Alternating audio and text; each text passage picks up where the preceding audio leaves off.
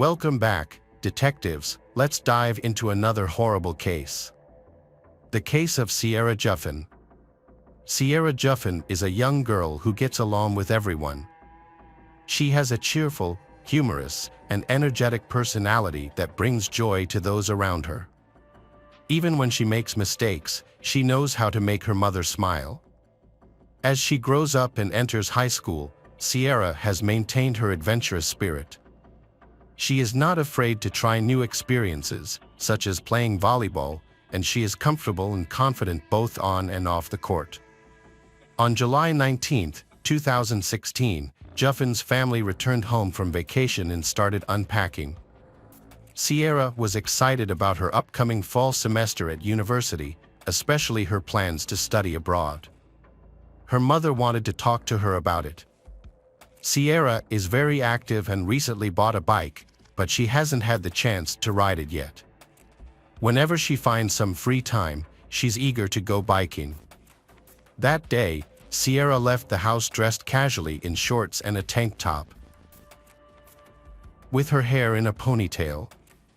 She told her mother she was going to visit her boyfriend Josh, who lives 712 miles away, and her mother approved of her plan. At approximately 1:05 p.m., Josh called Sierah's house. He was concerned because he couldn't reach her. Her phone went straight to voicemail. When Josh asked Sierah's mother if she was home, she replied that Sierah wasn't home. Josh then informed Sierah's mother that Sierah had left his house shortly before 7 p.m. and that he hadn't seen or heard from her since. Sierah's mother immediately sensed that something was wrong because Sierah wasn't answering her phone as she usually did. She quickly contacted Sierah's parents and grandparents, who lived nearby, but they had no idea where Sierah was. Extremely worried about their daughter's safety, Sierah's and Josh's families began an urgent search. Sierah's mother immediately got in the car and was determined to search everywhere possible. She carefully checked every corner and both sides of the road, but still could not find any trace of Sierah. Meanwhile, Sierah's aunt, along with her husband and son, also joined the search. They were worried that Sierah might have had an accident. Despite their best efforts, they still could not find any sign of her. When Sierah's mother returned home, she urgently contacted Sierah's friends via social media, hoping that someone had seen or heard news about her. However, there was no response. After many hours, there was still no sign of Sierah. Very worried, Sierah's mother decided to call the police. Just an hour later, a neighbor called to report that County Road 6 was blocked. Sierah's family rushed out of their home to see what was happening. They found a chaotic scene, with police officers refusing to let them through and providing no information. This left Sierah's mother in a panic, wondering if the police had found her missing daughter. Desperate for information, local police decided to seek the assistance of the FBI. EY promised to provide any updates to Sierah's family as soon as possible. Sierah's family couldn't sleep and lay awake, thinking about what they should do the next day. Sierah's mother and aunt refused to wait for answers and took matters into their own hands. Her mother began calling hospitals, hoping to find any sign of Sierah. After several calls with no results, they felt increasingly hopeless. However, a glimmer of hope appeared when they received a tip from Detroit, Michigan, about a young girl who bore a striking resemblance to Sierah. That woman was taken to the hospital without any identification after trying to escape from a moving car. She was severely injured, with multiple broken bones. In order to identify her, a nurse asked Sierah's family to check her body.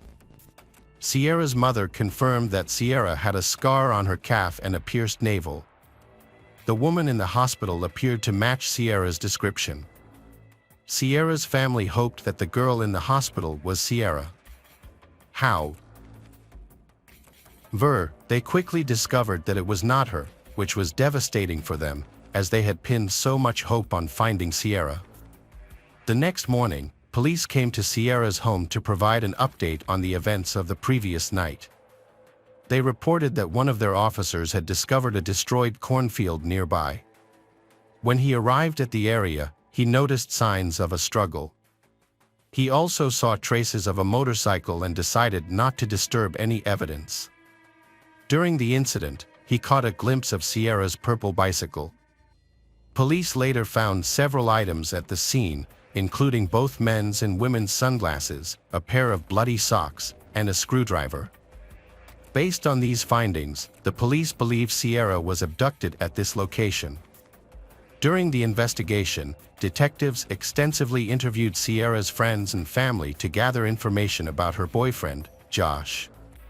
Through their inquiries, they discovered that Sierra and Josh had been best friends since they were 7 years old.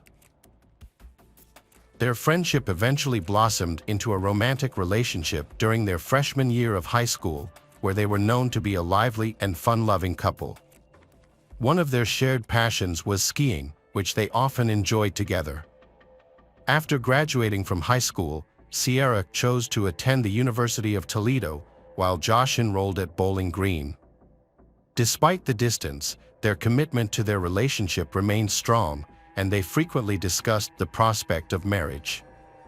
However, Sierra wanted to prioritize her studies before settling down. Their relationship remained serious, and they had weathered the challenges of a long-distance relationship.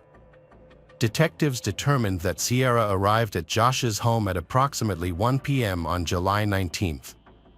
According to the information they gathered, at around 6:30 p.m. that day, Sierra decided to leave Josh's home and wanted to ride her bike home. Concerned for her safety, Josh offered to accompany her on his motorcycle. On the way home, Sierra insisted that Josh turn around and let her walk home by herself, wanting to demonstrate her independence. Josh reluctantly agreed, and they parted ways, with him returning on his motorcycle and Sierra continuing her ride home. During the investigation, detectives found motorcycle tracks in the corn near Sierra's bike. This raised the question of whether these tracks could belong to Josh's bike. Detectives could not ignore this potential connection and began gathering more evidence to determine if there was any link to Josh at the scene. They quickly organized a search team to look for any clues about Sierra's missing. On July 14th, a resident reported that, while driving down the road, they picked up a motorcycle helmet lying on the side of the road. When they heard about Sierra's situation, they decided to take a closer look at the helmet and found red stains on it, possibly blood. The helmet was found in the area near where Sierra's bike was located in the cornfield. To find the owner of the helmet, the police approached Josh regarding his motorcycle helmet.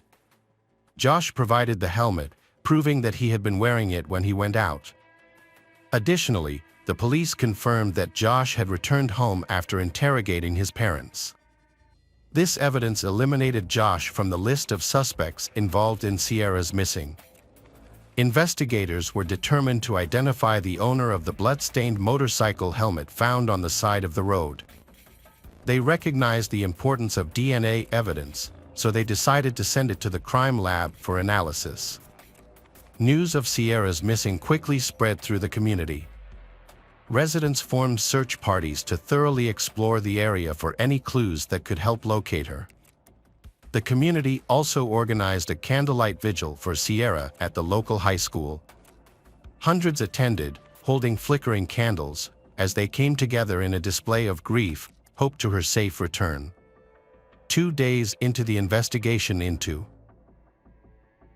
Sierra's missing, police received information about a truck seen speeding through the area. There was speculation that Sierra might have been kidnapped and sexually trafficked in the truck. The informant provided the police with the license plate number. Based on this clue, they interviewed the truck's owner. It was discovered that the speeding truck was not related to Sierra's abduction. The man explained that another car had suddenly pulled up from behind, possibly a family member searching for Sierra, which startled him. Consequently, he instinctively accelerated. After 48 hours of investigation, there were no leads on Sierah's whereabouts. Her family found it increasingly difficult to remain hopeful as each day passed and the chances of finding her alive diminished. Although they tried to remain optimistic, the grim reality of the situation became increasingly hard to ignore. The police conducted a door-to-door search for Sierah. Eventually, the investigation led them to a farm not far from where her bicycle was found. The property was about an acre in size and included several structures, such as a small house, a trailer, and a large barn. The owner of the property, James Worley, was met by the police at the farm and was questioned about the day Sierah went missing, hoping to gather relevant information. James surprisingly revealed that he had gone out on a motorbike that day, but the bike had broken down, causing him to lose some items, such as a screwdriver and a helmet. This revelation shocked the detectives, as those items were the same ones found at the scene of Sierah's abduction. James's unwitting involvement in the crime scene became a red flag for the detectives. Sierah's missing and her connection to James were becoming increasingly suspicious. While questioning James Worley, the detectives noticed scratches on his face, indicating that he had been involved in a fight. This further intensified the police's suspicions regarding James and raised numerous questions, such as whether the scratches were the result of a confrontation with Sierah. Detectives returned to the police station after questioning James Worley about Sierah's missing. They wanted to check his file, hoping to find relevant information. As they dug into James's past, they discovered that he had a dark criminal record, which included an attempted kidnapping of a young girl 26 years earlier, on July 4, 1989. On July 4, 1989, 26-year-old Robin Garter planned to attend a neighborhood picnic. Her mother was preparing potato salad and other food for the event. Robin thought it would be a good idea to go for a bike ride before the picnic. However, she had not brought any water with her, and it was getting very hot and uncomfortable. At that point, Robin considered going home to quench her thirst. Just as she was about to leave, she heard the sound of a car approaching. Robin figured she would wait for the car to pass and then go home.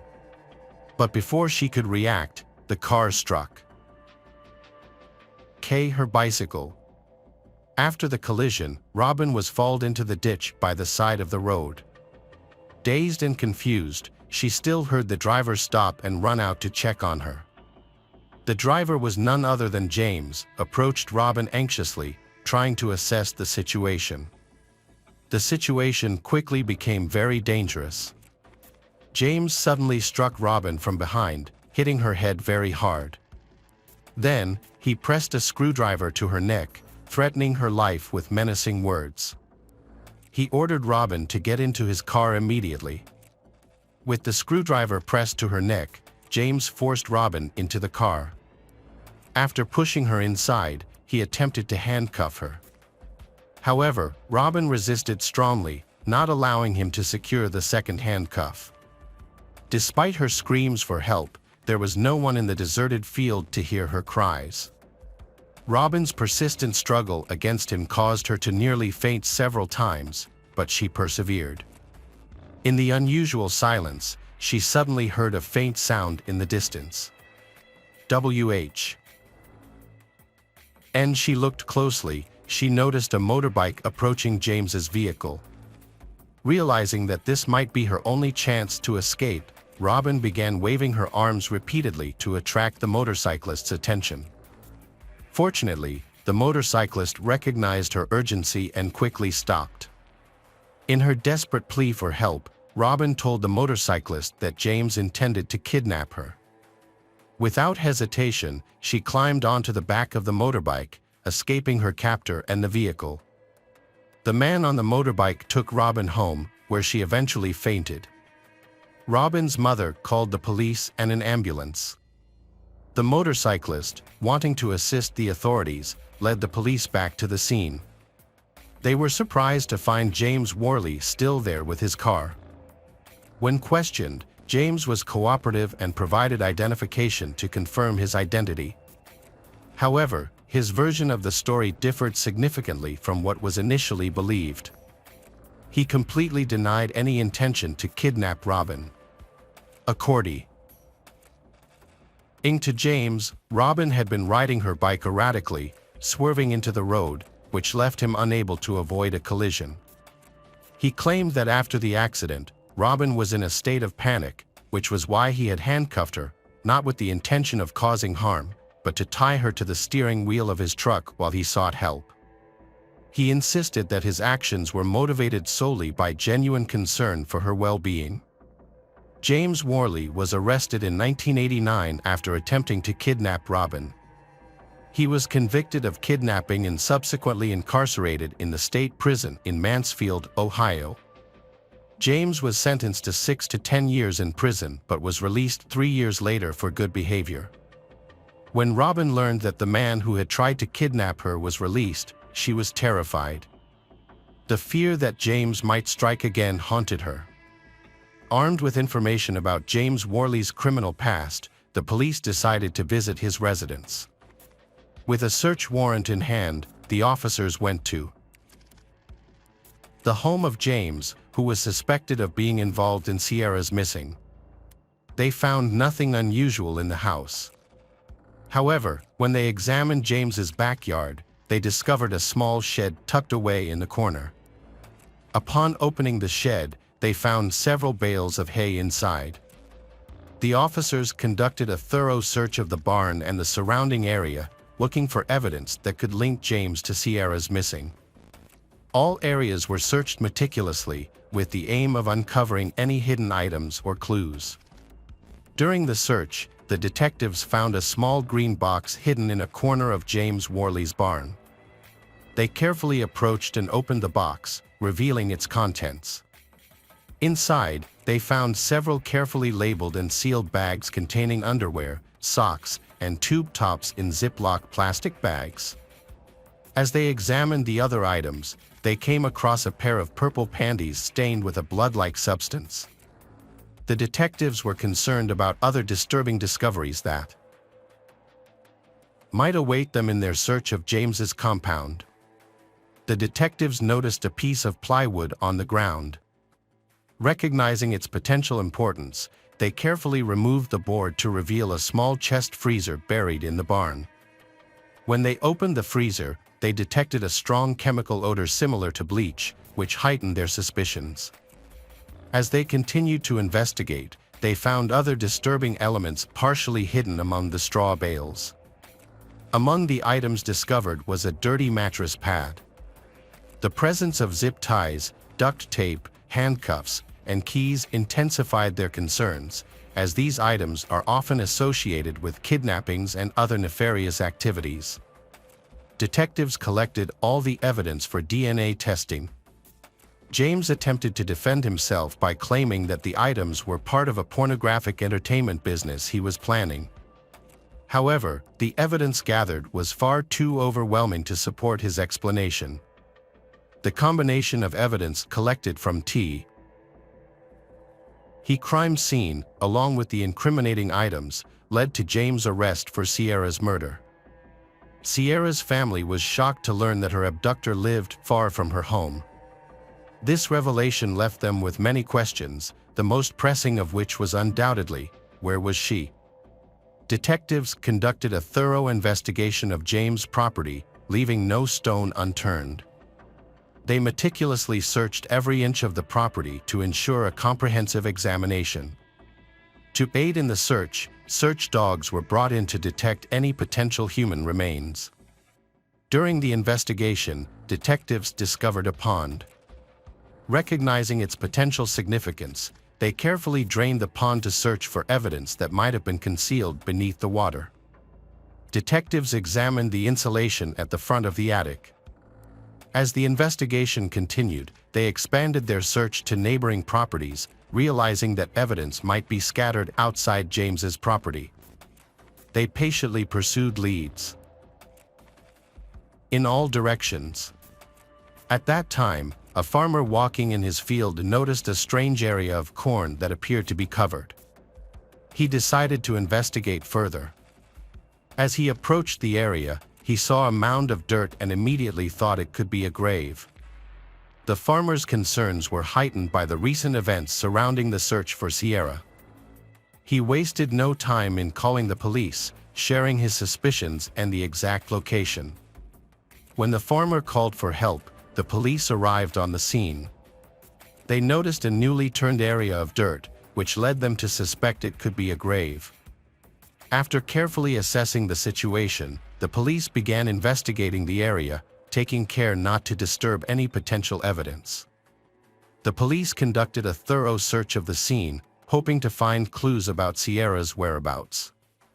However, despite their best efforts, their search was fruitless.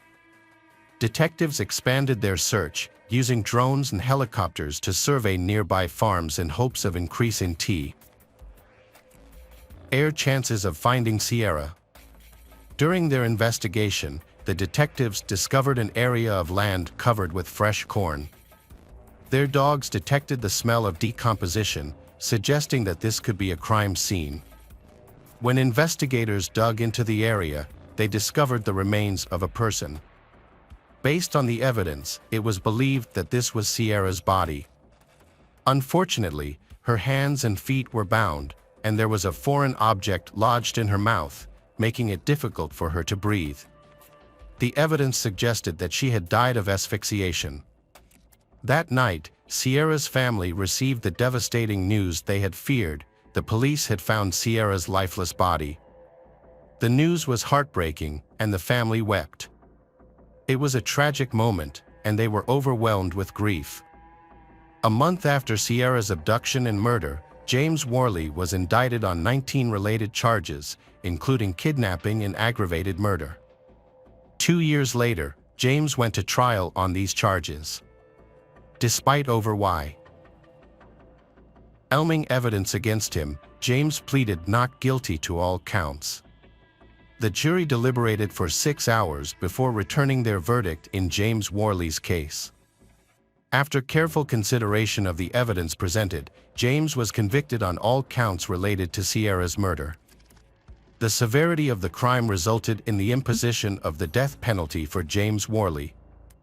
In conclusion, the harrowing case of Sierah Joughin has come to a tragic end, revealing the dark depths of human cruelty and the devastating impact it can have on a family and community. The relentless pursuit of justice led to the discovery of Sierra's remains and the conviction of James Worley, whose past offenses and heinous actions were instrumental in bringing him to justice.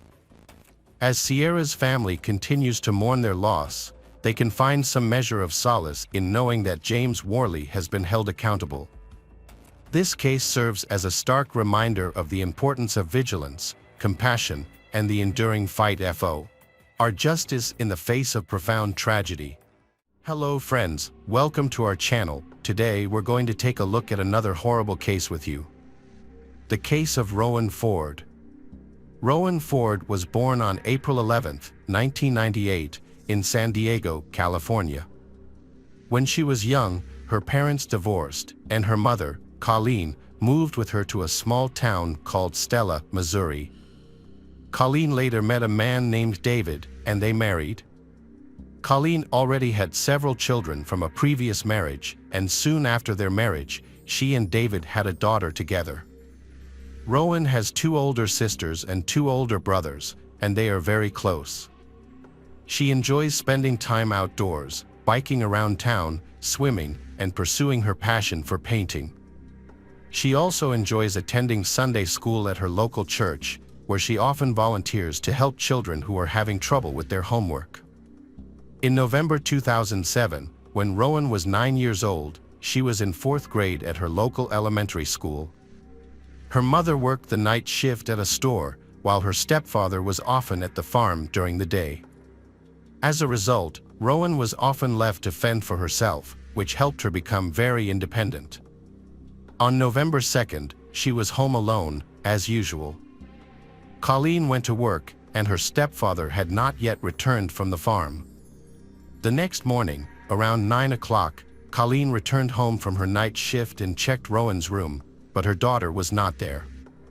She asked her husband if he knew where Rowan was, and he told her that Rowan had asked him if she could stay the night at a friend's house. He agreed without asking the friend's name, since their town was small and he wasn't worried about her safety. Colleen felt worried and decided to ask all of Rowan's friends. Since their town only had a few streets, this didn't take long. However, none of Rowan's friends had seen her, and she had not spent the night at any of their homes. This made her mother even more anxious. Colleen searched all over town but could not find her daughter. She finally returned home and told her husband that Rowan was missing. She asked him to contact the police to report the incident, but he assured her that everything was fine and that Rowan would be home soon. After waiting for a few more hours without seeing Rowan, Colleen decided to call 911 and take matters into her own hands. The local sheriff immediately organized a search operation. He went to Colleen's house to interview David, the last person to see Rowan before she disappeared. David said that he had been working on the farm with his co-worker Christopher that evening when Nathan, a mutual friend of theirs, came to visit. They decided to go to David's house to drink and play pool. They stopped by the store to buy some alcohol before heading to David's house, where they stayed for a few hours. That night, Christopher asked Nathan to drive him to a nearby town to pick up car. They convinced David to join them to continue their party. Before leaving the house, Christopher checked to see if Rowan was asleep in her room and found her already asleep. After David left with his friends, they stopped at a store to buy more alcohol and then went to Christopher's trailer, where they continued drinking for about an hour. David then decided to go home and asked Nathan for a ride. Nathan agreed but chose to take a detour rather than the highway, as he was quite drunk and did not want to get in trouble with the police. Nathan dropped David off and drove home, while David went straight to bed. Shortly after, Rowan woke him up and asked if she could stay the night at a friend's house. Without thinking much of it, he agreed and fell asleep. The police approached the case with suspicion. What puzzled them most was that a 9-year-old girl would decide to go to a friend's house in the middle of the night, especially since her stepfather had not asked about the friend she was visiting. The police chief suspected that David might be hiding something or had something to do with Rowan's disappearance, but there was no evidence to support this suspicion. The police searched the town and the surrounding area until late at night. Locals quickly joined the search because they knew the Rowan family and wanted to help. Stella had a population of only about 150, so news of Rowan's disappearance spread rapidly throughout the area. Locals usually felt safe letting their children play outside, as there was not much going on in such a peaceful place. However, when Rowan disappeared without a trace and the police could not find her throughout the day, the people of Stella became extremely panicked. On the first day of the search, nothing was found. Then, on November 4th, the police went to the neighboring town and spoke to Christopher, who confirmed David's story. However, Christopher added that his friend had not contacted him since that evening, and he had only learned of Rowan's disappearance that same day. The police expanded the search and brought in more volunteers, but they still could not find Rowan or any clues regarding her whereabouts. The next morning, the FBI joined the investigation while local police continued to search for Rowan in the area around town. Detectives focused on the possibility of kidnapping. They strongly doubted the David story, as it seemed very suspicious. The police also checked with all of Rowan's friends and confirmed that she had not visited any of them that night. Investigators interviewed David several times, and his testimony varied in detail, further raising suspicions about his involvement. For example, he provided different times for being away that night and even stated that Rowan may not have asked him before going to visit a friend. FBI agents further discovered that on the night of her missing, David had asked his mother to lend him her car, although he had not initially disclosed this to the police. As a result, the police seized both cars for testing, but experts found no evidence. Detectives continued discussions with Christopher and Nathan, as both were with David that night. Christopher was invited to the police station and told the same story as the day before. He also agreed to take a polygraph test, which showed no signs of deception. A few hours after Christopher left the station and returned to work, he saw Chief Clark's car. Christopher signaled for Chief Clark to stop. Sheriff Clark is the police chief in the town of Whitten and has known Christopher for 17 years, since Christopher was a child. Clark was a friend of Christopher's adoptive parents, and Christopher had always respected him. He often turned to him for advice or help in times of trouble. Sheriff Clark contacted Christopher, and they discussed Rowan's disappearance. Clark was aware of the case but was not directly involved, as the search was being handled by the Stella Police Department. During their conversation, Clark suspected that Christopher was withholding information, as Rowan's life was in danger and her fate was still uncertain. Therefore, Clark decided to share these suspicions with the FBI, contacting agents to explain his concerns. Investigators suspect that Christopher may be withholding important information about Rowan's disappearance, which could implicate her stepfather. It is possible that he asked Christopher to lie and alter some details in his account of the events of that night. Christopher now fears that he will be considered an accomplice if he tells the truth. Sheriff Clark informed the FBI agents that he had a good and trusting relationship with Christopher, so he wanted to help convince him to share information. That same day, Christopher went to Colleen's home to ask her about the progress of the search. Simultaneously, the FBI agents also visited Rowan's mother again. When they met with Christopher, they continued to ask him a few questions, and he once again confirmed that the events of that night happened exactly as he had described them. However, this time he also mentioned that he did not rule out the possibility that David was involved in Rowan's disappearance and expressed his desire to help them find the truth, no matter how frightening it might be. He suggested wearing a wiretap and approaching David to try to get him to confess. However, the detectives decided not to use such tactics. Instead, they asked Christopher if he could think of any locations where his friend might have hidden Rowan's body, and he suggested several places. The next day, the police began investigating these locations while continuing to search the area around Stella's house. FBI agents once again brought David in for questioning, but he repeatedly denied any involvement. Detectives also searched David's house in the hope of finding clues, but nothing was discovered. On November 7th, the police asked Christopher to return to the station to obtain his consent to search the safe in David's home. Christopher had been living with David for several months due to not having his own place, and some of his belongings were still there. Christopher gave the police permission to search the safe, his trailer, and his car. He also voluntarily provided a DNA sample and agreed to answer additional questions from the detectives. They began questioning him that evening and again asked him to confirm David's story. This time, however, Christopher suddenly admitted that his friend's story was not entirely true. The investigators began to pressure him to tell them what really happened. This pressure caused Christopher to become agitated. He said that if the police were going to treat him like a criminal and try to implicate him in Rowan's disappearance, he would not continue the conversation. The detectives then had to end the interview, and Christopher left the station. That night, he went to see Chief Clark and told him the whole story. He complained that the detectives were treating him as a suspect and said that he might need to hire a lawyer. The chief replied that it was his right, but asked him to understand that the police were only doing what they could to find Rowan. In response, Christopher stated that he would not speak to them anymore and that if he wanted to share any more information, he would only speak to Sheriff Clark. He continued to persuade Christopher to share what he knew. After a while, Christopher began to cry and said that he had always loved Rowan and would never hurt her. During his time living in David's house, Christopher developed a close relationship with Rowan and the other children.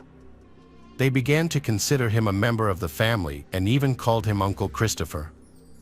Sheriff Clark realized that Christopher was about to reveal everything he knew. However, just as Christopher was about to share, someone came to the police station, causing Sheriff Clark to temporarily lose focus. Christopher then left the office without revealing what he was about to say. Sheriff Clark eventually contacted the FBI and informed them about the conversation. He explained that Christopher was willing to share most of what he knew, but warned that if he was pressed too hard, Christopher might refuse to talk and seek legal counsel. Clark offered to give Christopher time to think it over, and the detectives agreed. The search for Rowan continued the next day without success. However, the situation changed on November 9th, a week after Rowan went missing. Search parties found Rowan's body in a remote area near a town called Powell, about 10 miles from where Stella lived. The body was covered in leaves and debris, with only a sock remaining. Medical examiners determined that Rowan had been strangled and sexually assaulted. Shortly after the body was discovered, FBI agents contacted Chief Clark and asked him to speak with Christopher again, hoping he would reveal more information. The chief learned that Christopher had come to the police station earlier that morning when Chief Clark was not there and had informed other officers that he urgently needed to see him. The chief searched everywhere for Christopher but could not find him. Christopher then contacted Chief Clark himself. He expressed obvious distress and concern that he was being followed. He explained that after hearing about the discovery of Rowan's body, he had driven around town to calm down and had noticed a gray car following him. Chief Clark claimed to be unaware of any surveillance activity and asked to meet Christopher directly. When Christopher met with the investigators, he expressed concern for his safety. He feared that after the discovery of Rowan's body, he might be charged with murder and that someone would take revenge on him. Clark took him to the police station and explained that now that the case had been ruled a murder, it was time for him to reveal everything he knew. Christopher began to cry. The sheriff asked him to tell him what David had done to Rowan. Christopher said that there were too many people at the police station and that he did not want to discuss it there. He suggested going to a quieter place and mentioned a small bridge a few miles from their town. The sheriff agreed, and they drove there together. As they got out of the car, Christopher suddenly raised his hands and asked the police to handcuff him.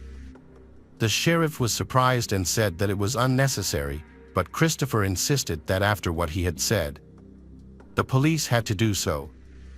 Christopher then began to recount the story he had told the police many times.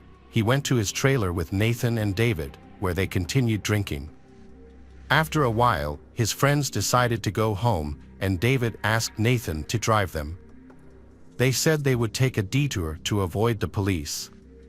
However, Christopher then suddenly announced that he wanted to sexually assault Rowan and that he planned to do so. Knowing that it would take his friends a long time to take a detour through the fields, he drove straight to David's house on the main highway.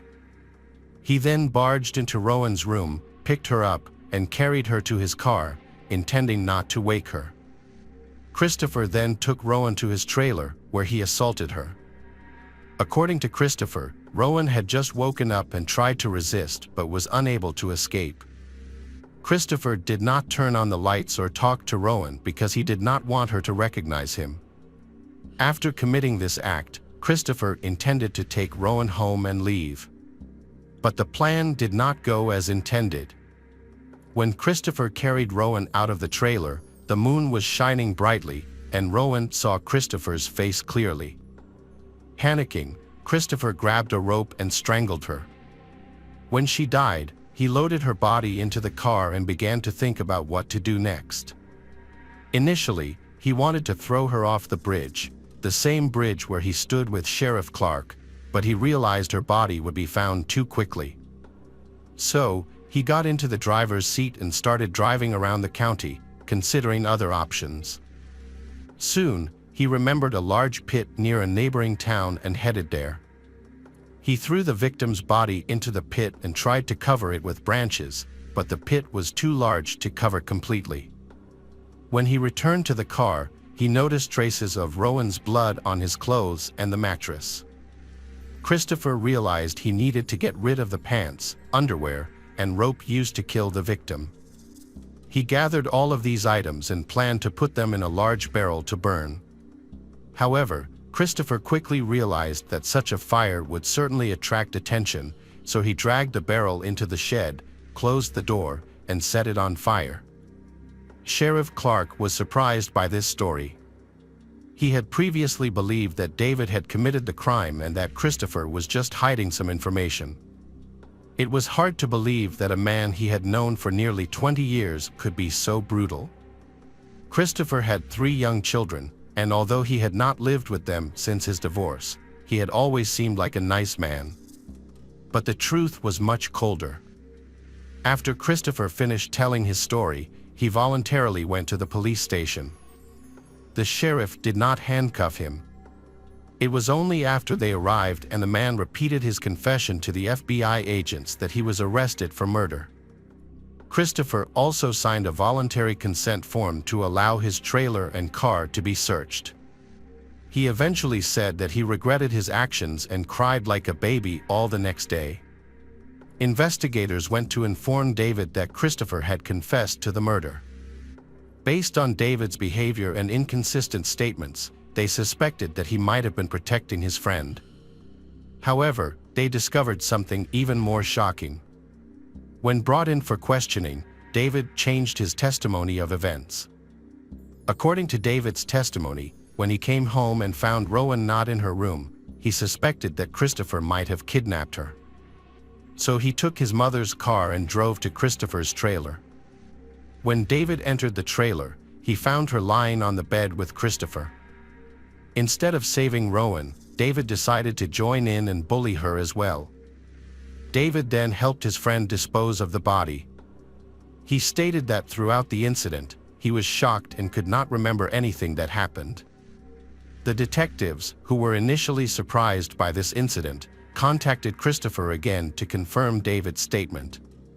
However, Christopher insisted that his friend was not involved and that everything happened exactly as he had previously said.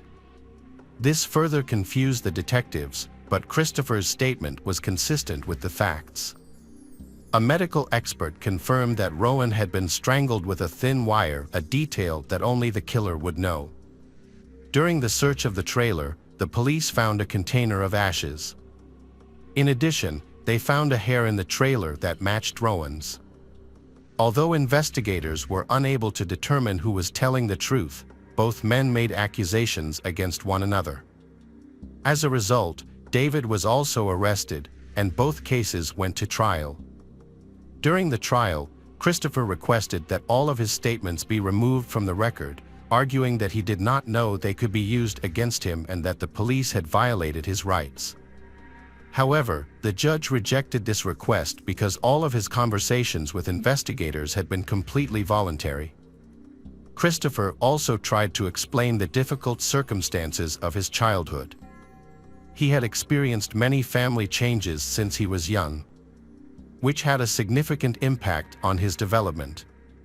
Christopher also saw a specialist who confirmed that he exhibited signs of developmental problems but could not help him avoid punishment. In 2012, 5 years after the murder, he was sentenced to death. He attempted to appeal the conviction but was unsuccessful. For David, the situation was much more complicated. He admitted to attacking and killing Rowan, but his testimony contradicted Christopher's.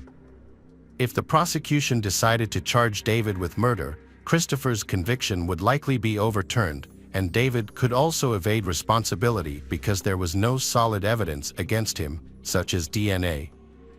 The prosecution could not afford to make such a risky claim. In fact, they were still uncertain about David's involvement in the case. They did not rule out the possibility that David had committed the crime alongside Christopher, but there was no evidence to support this theory. In the end, a difficult decision was made. To avoid the risk of overturning Christopher's conviction, they reduced David's charges to significantly lesser ones. David pleaded guilty to 2 counts, child endangerment and obstruction of justice. He was sentenced to 11 years in prison, with a minimum of 5 years to serve. Hello, crime enthusiasts, are you ready for another chilling investigation? The case of Sajini. In December 2002, Thallium Jinaraj and Sajini Krishnan, a newlywed couple, started their life together. Thallium and Sajini's marriage was arranged, but the couple was very happy and were building a life together in their apartment. Thallium, a physical education teacher at a local school and a volleyball coach, his wife, Sajini, worked at a bank. Whenever Thallium went to watch volleyball, he would remind his wife, Sajini, that due to the unsafe burglary situation in the area, Sajini should go to her father's house instead of staying alone in their apartment. Sajini's father lived nearby, so she would go to her father's house whenever Thallium went to watch volleyball. On February 5, 2003, Sajini visited her father's house for the last time. Before leaving, she said that she needed money to fill up her car's gas tank. Sajini's father was surprised and asked if Thallium was taking good care of her. Sajini appeared angry and dismissed her father's concerns, saying, "Dad, there's no such thing." Her short reply made her father feel uncomfortable, thinking that it might just be a minor disagreement between the couple.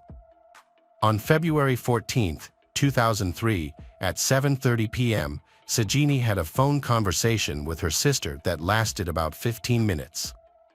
2 hours later, at about 9:30 p.m., Thallium contacted Sajini's father, informing him to come to the hospital immediately because Sajini's condition was critical. Family members rushed to the hospital and found that Sajini had passed away. Thallium was deeply moved and cried loudly.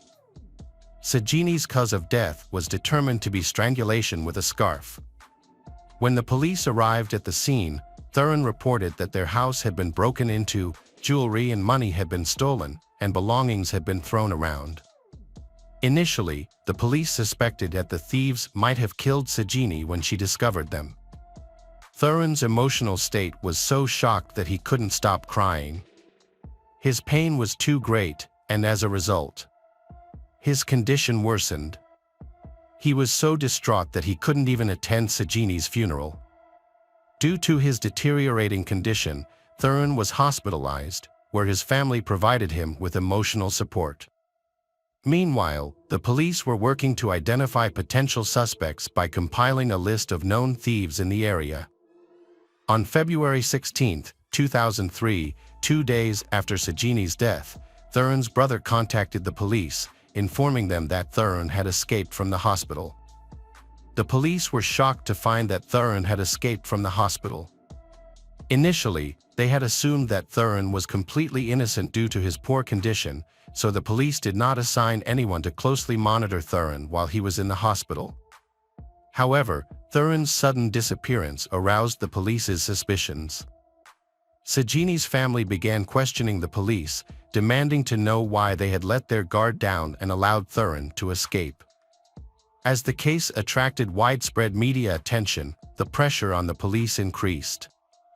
They immediately launched a thorough search for Thallium. Meanwhile, Thallium's family was also brought in for questioning by the police, but they were released after a few days. Thallium lived with Sajini in an apartment, while the rest of his family lived elsewhere. A massive search operation was launched across the city to find Thallium. The police set up roadblocks at several locations.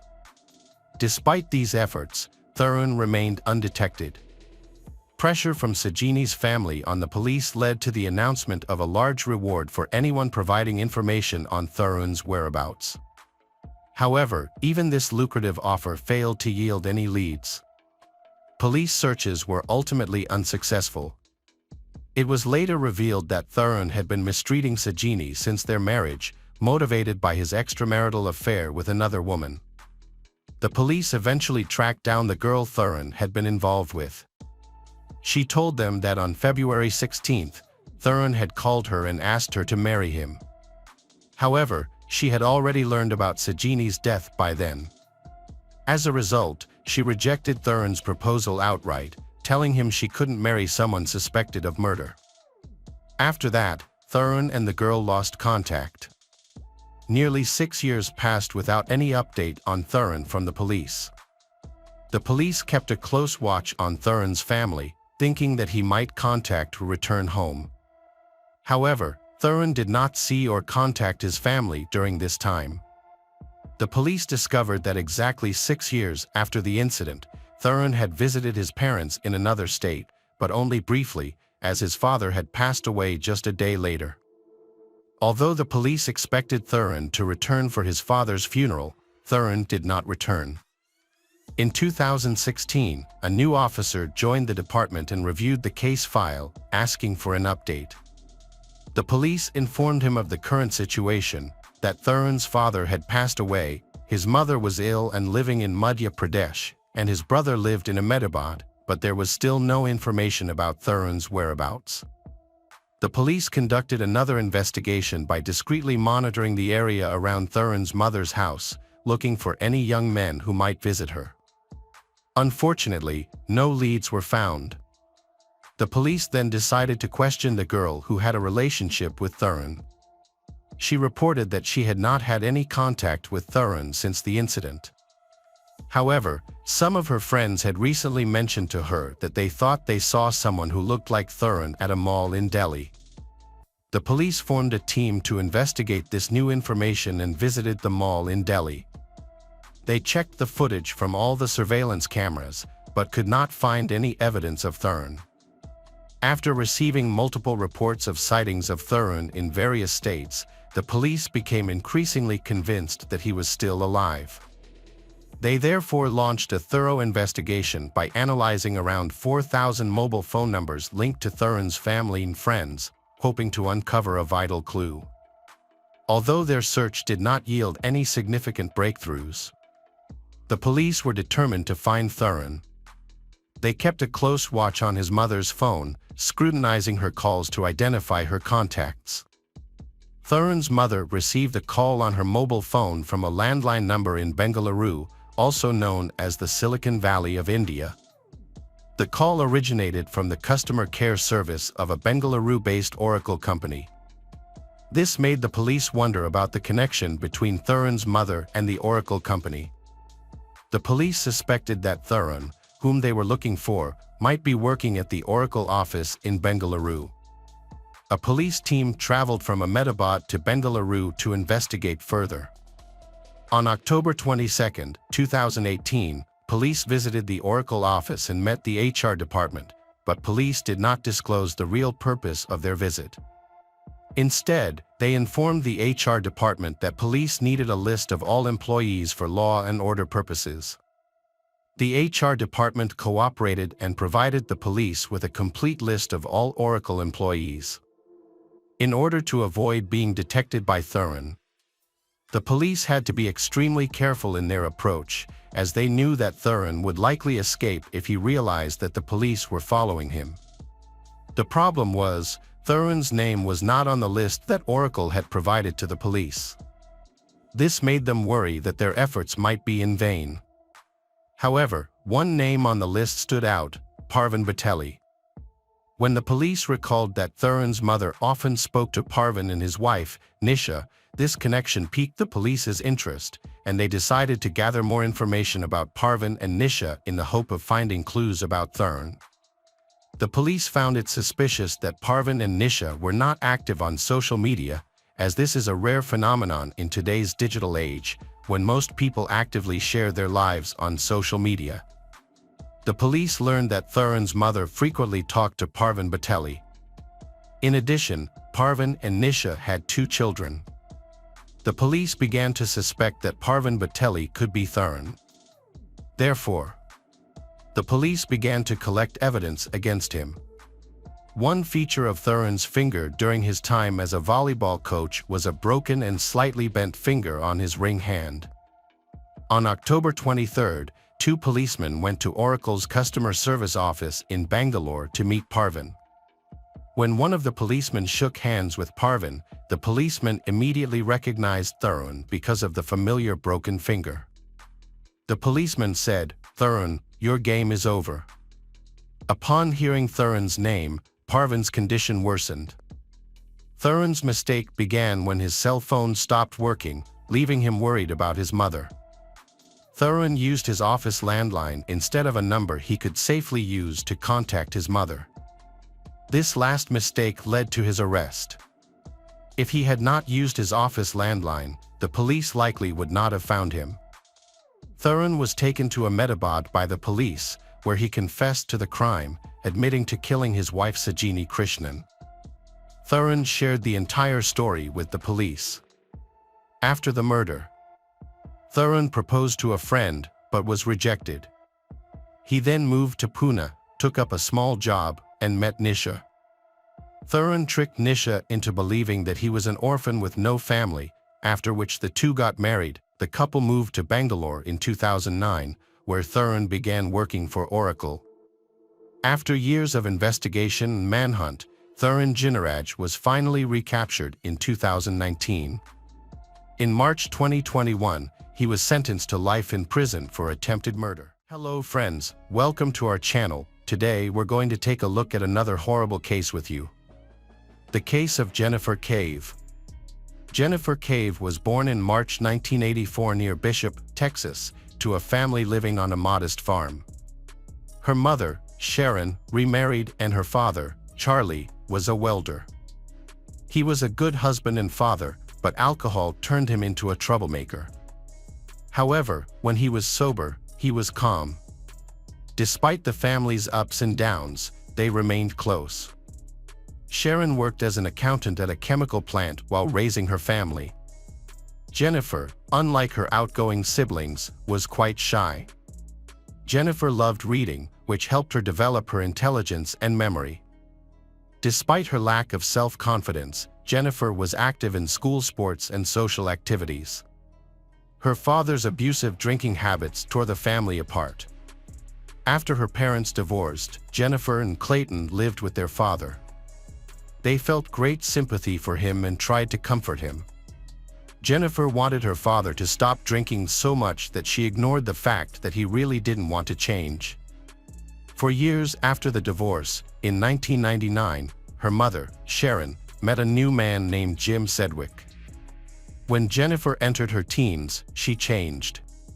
She got her braces off, got new glasses, and her appearance became much better.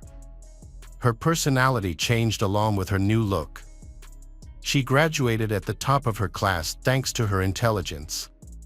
Jennifer enrolled in Texas State University as a finance major, but quickly became discouraged and dropped out after her first semester. She then attended community college in Austin and worked part-time at a restaurant in the city to support herself.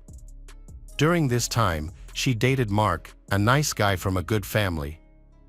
Their relationship could have led to marriage, but Jennifer became addicted to the nightlife. She partied and drank frequently.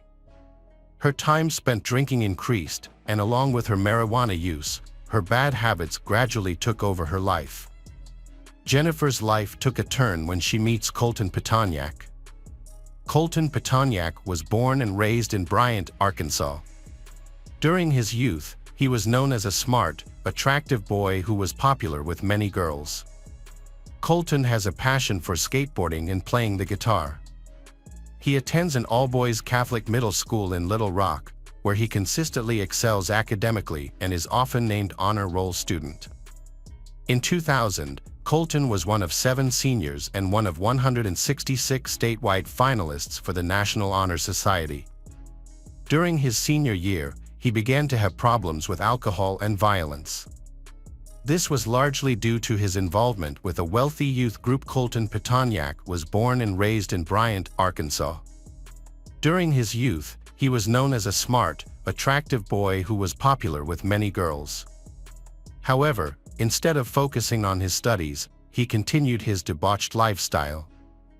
This led to him losing friends and becoming known for his addiction to alcohol and marijuana.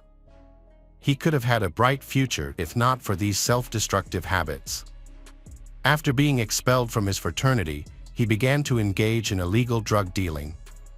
His family tried to support him through this, even bringing him back home to live with them. In the spring of 2004, Jennifer and Colton met at a party and immediately connected. Jennifer, always optimistic, decided to give their relationship a try, despite the risks involved. Over time, their friendship gradually developed into a romantic relationship. Jennifer began using drugs with Colton. Colton's luxury apartment became their regular hideout for illegal drug use. Jennifer's addiction became more serious. Her parents tried many times to help her get off drugs, even giving her a car in the hopes that she would come home more often. However, every time Jennifer came home, she failed to keep her promise to quit her addiction. During that time, Colton's condition also gradually worsened. He became paranoid and started carrying weapons to create the image of someone with a criminal record.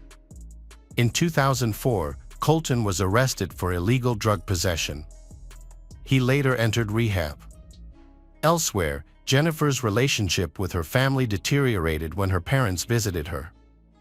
They were completely shocked to see that Jennifer had lost a lot of weight. Her image was no longer as healthy as before. Refusing the family's advice to go to a drug treatment center upset Jennifer's parents. Because of that, Sharon and her new husband, Jim, made the decision to stop supporting her financially. They hoped that because of that, she would make more efforts to get her life back. Jennifer did not have enough money to survive on her own, so she was forced to live with Colton. However, after a month of living together, she decided to leave due to some unexpected events. Fortunately, a friend helped her not only by providing a place to stay but also by providing emotional support. After a difficult time, Jennifer's life seemed to be back on track. In early 2005, she began a new relationship with a man named Scott, a nice single father. Scott's lifestyle was the complete opposite of Colton's. Scott worked at a restaurant, sang well, and maintained a healthy lifestyle. When she was with him, Jennifer felt better about herself and looked healthier. She took on the role of a housewife and became the ideal mother figure for his daughter. However, she was still ready to leave at any time if Colton called. On another hand, Colton moved to the Orange Tree apartment complex near the university, where there were parties every weekend. His image changed the views of the people who frequented the place. In addition, there were many healthy things. In the comfortable pace of life, he met Laura Ashley Hall. In contrast to Colton, Laura was infatuated with this man and often showed jealousy towards the other women in the group, especially Jennifer. Laura made a different impression on their friends, who wondered why she was so arrogant and often made fun of anyone. Laura, like Colton, also came from a well-off family. She was an active person, participated in many different activities, and was successful in her studies. After graduating from high school, she enrolled in college but soon dropped out, choosing instead a more comfortable job and lifestyle. Later, Laura and Colton began a romantic relationship. She was also deeply attracted to Colton, like Jennifer. However, Laura's friends noticed that she had changed for the worse, becoming more aggressive, neglecting her work, and not taking care of herself. Many suspected that she had also started using illegal drugs. Beside that, Jennifer entered a new chapter after ending her relationship with Scott. She felt that she did not fit in with his family and did not want to cause trouble. However, she still kept in touch with Colton, who was still deeply in love with her. Regarding their relationship, Jennifer just wanted to keep it as friends. She wanted to get a stable job and go back to college. In August, a new opportunity appeared in her life. She started a new romantic relationship with Michael Rodriguez and found a great job. At a law firm, she impressed everyone after her training and was offered a high-paying consultant position. She was proud of herself and felt truly happy. On August 16th, Jennifer decided to celebrate her new life with her friends. They went to a bar and then to a club. According to a friend, the bouncer at the club refused to let Colton in because of his appearance. This may have led him to turn to drugs.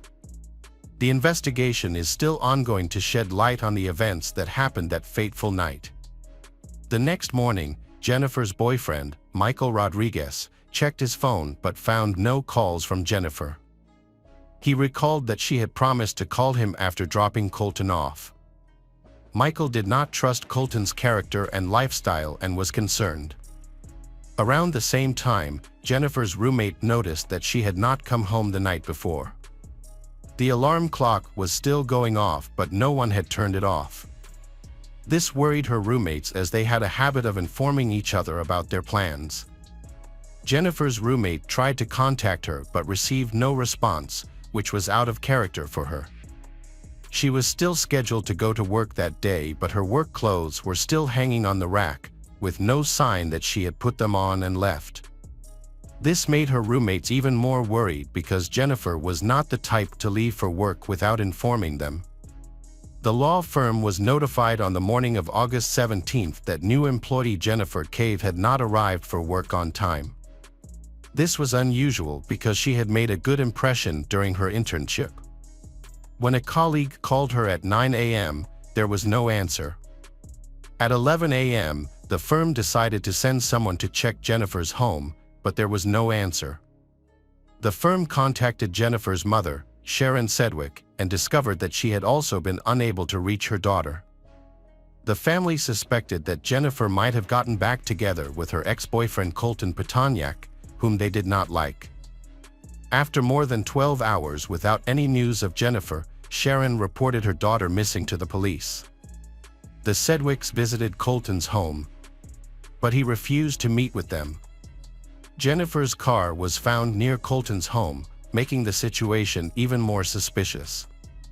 Although the police searched Jennifer's home and found nothing unusual, they are still investigating based on information from Michael and Sharon, along with the fact that Jennifer's car was found near Colton's home.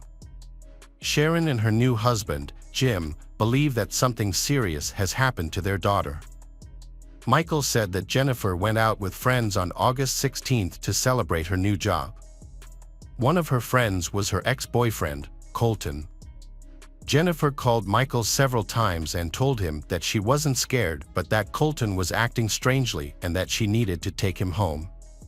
However, she did not contact Michael after that. All the clues led investigators to where Colton lived. While the police were still deciding what to do, Sharon and Jim decided to take action themselves. They went to Colton's house and knocked on the door, but no one answered. They sensed something was wrong and were about to call a locksmith to open the door. But Jim suddenly discovered an open window and decided to climb in through it. Once inside, he found the apartment in complete disarray. As soon as he entered, Jim was hit by a stench so bad it made him nauseous. He immediately covered his mouth and moved toward the stronger smell. Sure enough, the entire house was empty. And in the bathroom, Jim discovered a gruesome sight, a woman whose head and limbs had been cut off. Nearby, he also found some trash bags and a gym bag. Jim was horrified when he checked inside and discovered the victim's remaining body parts. The freckled legs looked very similar to his stepdaughter's. But the victim's body was so mutilated that it was difficult to identify. Still, Jim hoped the worst would be over for his daughter until the last minute. After calming down a bit, he immediately called an ambulance. Jennifer Cave met a tragic death from being shot in the right arm. The bullet went through her arm, chest, and into her heart, also damaging a major artery. This led to severe blood loss and caused her to die quickly. After that, her body went through incredible and terrifying changes. Forensic experts discovered 18 stab wounds on the victim's body, mainly in the chest and neck. The perpetrator inflicted these wounds after the victim was dead.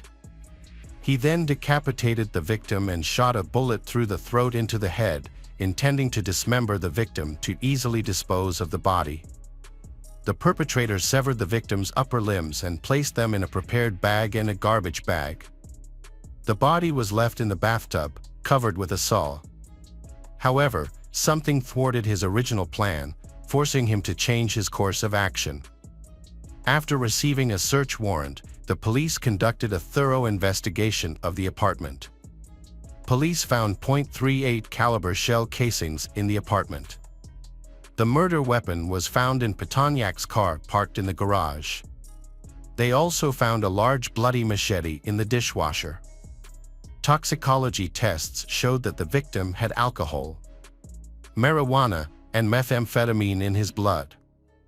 A road atlas was found at the scene with pages torn out, marking routes in southwest Texas. This suggested that the apartment owner, Colton Petoniak, had fled. Police immediately issued a warrant for his arrest. Investigators conducted interviews with Colton's neighbors to gather information. Nora Sullivan, one of the neighbors, witnessed a suspicious incident at approximately 3 a.m. on August 17. When she opened the door, she found Colton standing there with blood on his body and a handgun in his waistband. Nora asked him what happened, and Colton said he had gotten into a gunfight with several people. However, Nora did not hear any gunshots that night and suspected he was lying. Investigators also discovered that Colton had contacted Laura twice that night, but did not have specific details about the conversation. On the morning of August 17, Colton went to a hardware store and purchased items such as a saw, mask, gloves, and cleaning supplies. He used these items to destroy Jennifer's body and planned to clean up the apartment to remove any traces of the crime. However, at that time, the couple Sharon and Jim unexpectedly appeared, possibly scaring Colton into running away, foiling his plan. While investigating Colton's apartment, investigators found a vital clue that led directly to him. He and Laura Hall were spotted in Mexico, where they had crossed the border in her car. Local authorities circulated Colton's photo nationwide during that time. The couple enjoyed their time going to movies and restaurants.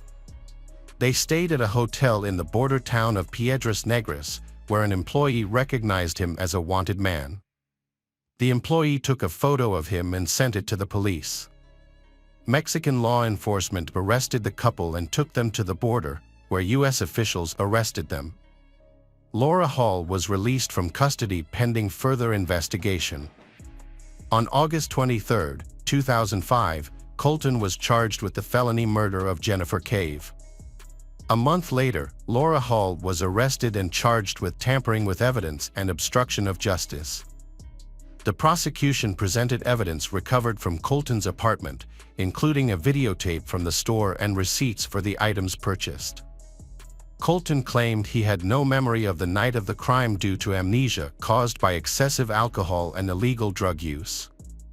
He did not initially deny harming Jennifer, but insisted he had no memory. He claimed that he woke up to find his ex-girlfriend's body in the bathroom later that day.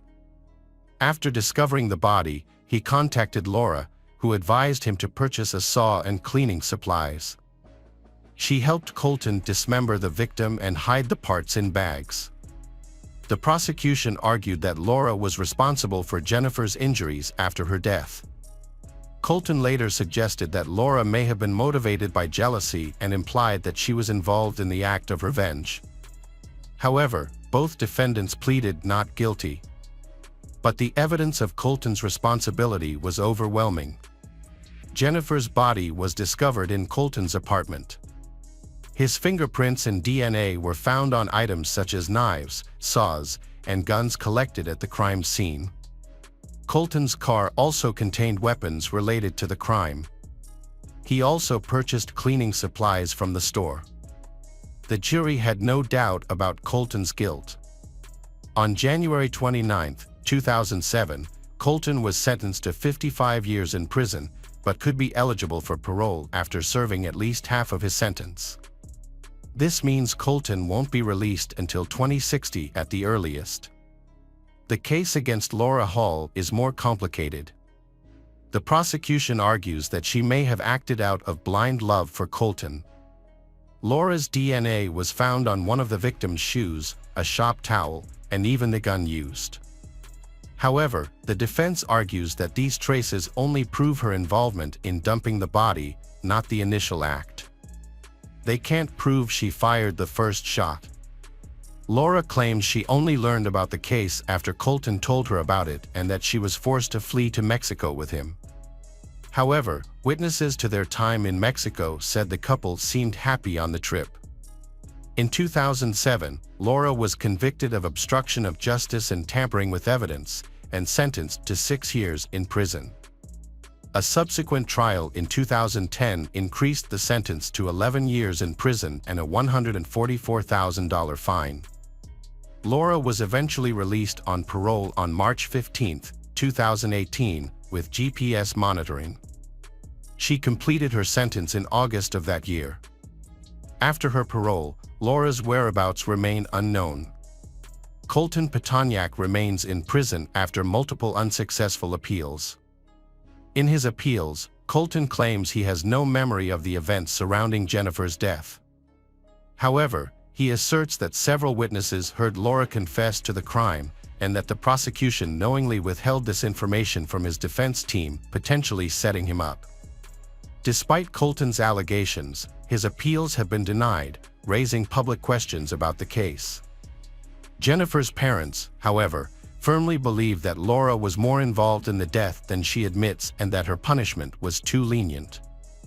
Unlike Colton, Laura has shown no remorse or regret for Jennifer's death, referring to her in derogatory terms. Hello again, true crime fans, we've got another mysterious case to explore. The case of Amy Widner. Amy Widner, born in 1973, is the second of 4 children. Her siblings include an older brother, John Paul, and 2 younger sisters, Tiny and Cassie, who are 1 and 4 years younger than Amy.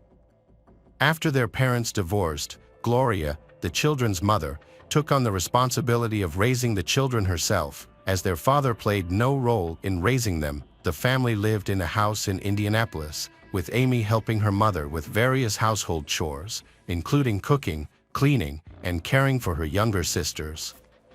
Amy, a bright and cheerful 14-year-old girl, had big dreams of becoming a teacher. However, her life took an unexpected turn when she became pregnant.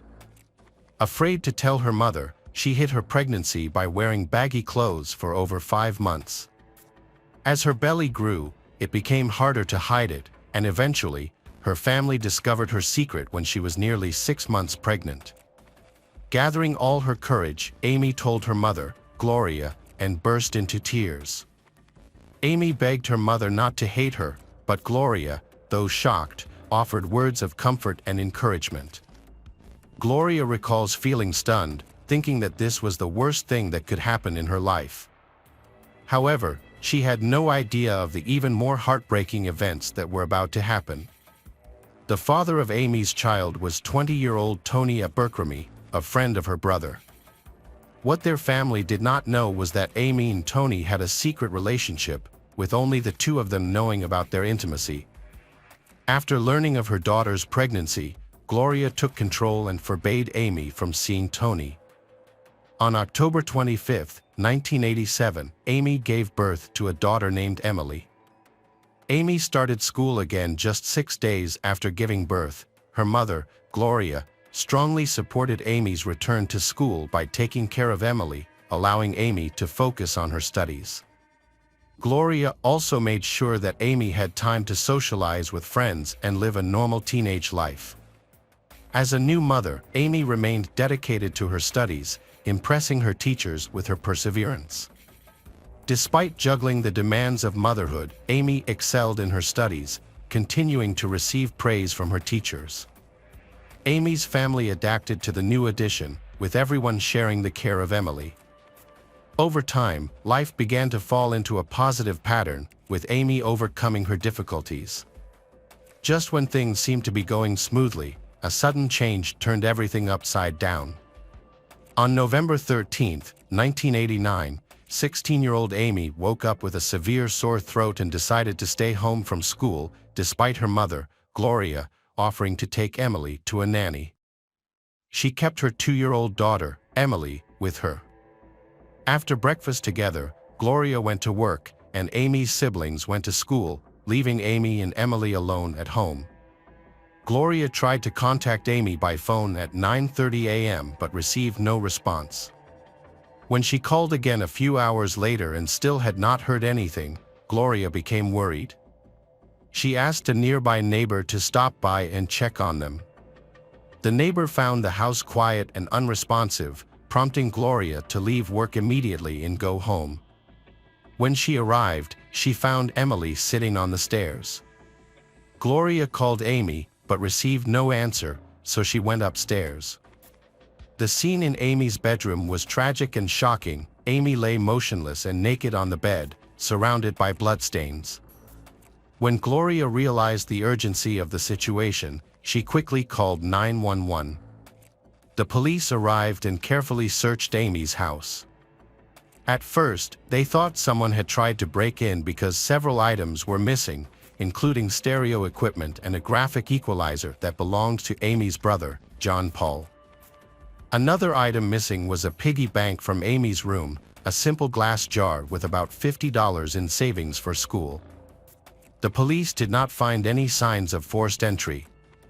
It is likely that the perpetrator entered through an unlocked back door or the front door, which Amy may have opened herself. In Amy's room, the police found key evidence, a bloody handprint on the wall and several strands of hair, likely belonging to the attacker. The medical examiner determined that Amy had been hit in the head with a sharp object, sexually assaulted, and then strangled. Amy's 2-year-old daughter, Emily, may have witnessed these events. Fortunately, Emily was found unharmed. Due to Emily's young age, the police attempted to communicate with her and gather any information she had. To create a more comfortable environment, they used finger puppets to gently question Emily about the events. During the interaction, Emily mentioned that her mother seemed very angry that day. Unfortunately, Emily did not provide any further details. To aid in their investigation, the police collected evidence, including a section of the wall with the attacker's bloody handprint, as well as the victim's clothing and bedding at the crime scene. During the investigation of Amy's case, the police spoke to her family, friends, and neighbors to gather information. One of the people they interviewed was Amy's 17-year-old brother, John Paul. Police initially suspected him, but he had an alibi and no evidence linking him to the case. Another person of interest was Tony Abercrombie, Amy's ex-boyfriend and the father of her child.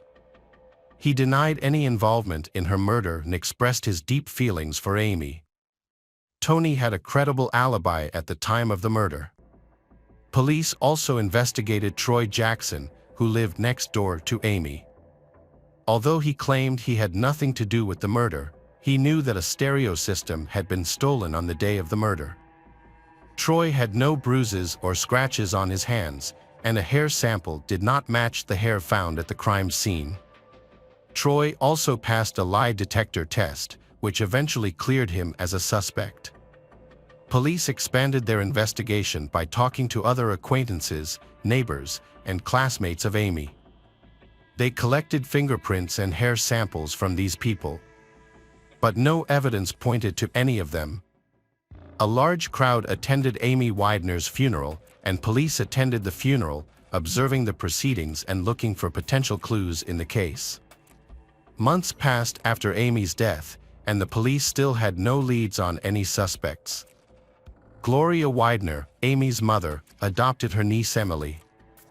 As the family grieved their loss, Gloria feared for their safety, as the killer had not been caught. Fearing for her children's safety, she considered moving to a new home, but financial constraints made this impossible, forcing them to face their fears in their current home. Amy's friends were now haunted by the fear that they might be the attacker's next target. To feel safer, many of them asked their parents to take precautions and improve the security of their homes. Some even went so far as to board up their windows to protect against potential attacks. One day, when Gloria returned home after a normal day, she expected to find her daughters home from school. However, she was met with an eerie silence when she entered the house. The house was eerily empty, but her daughters' shoes were in their usual place near the door. Horrifying thoughts filled Gloria's mind as she climbed the stairs, fearing another disaster. She stood frozen in her bedroom doorway.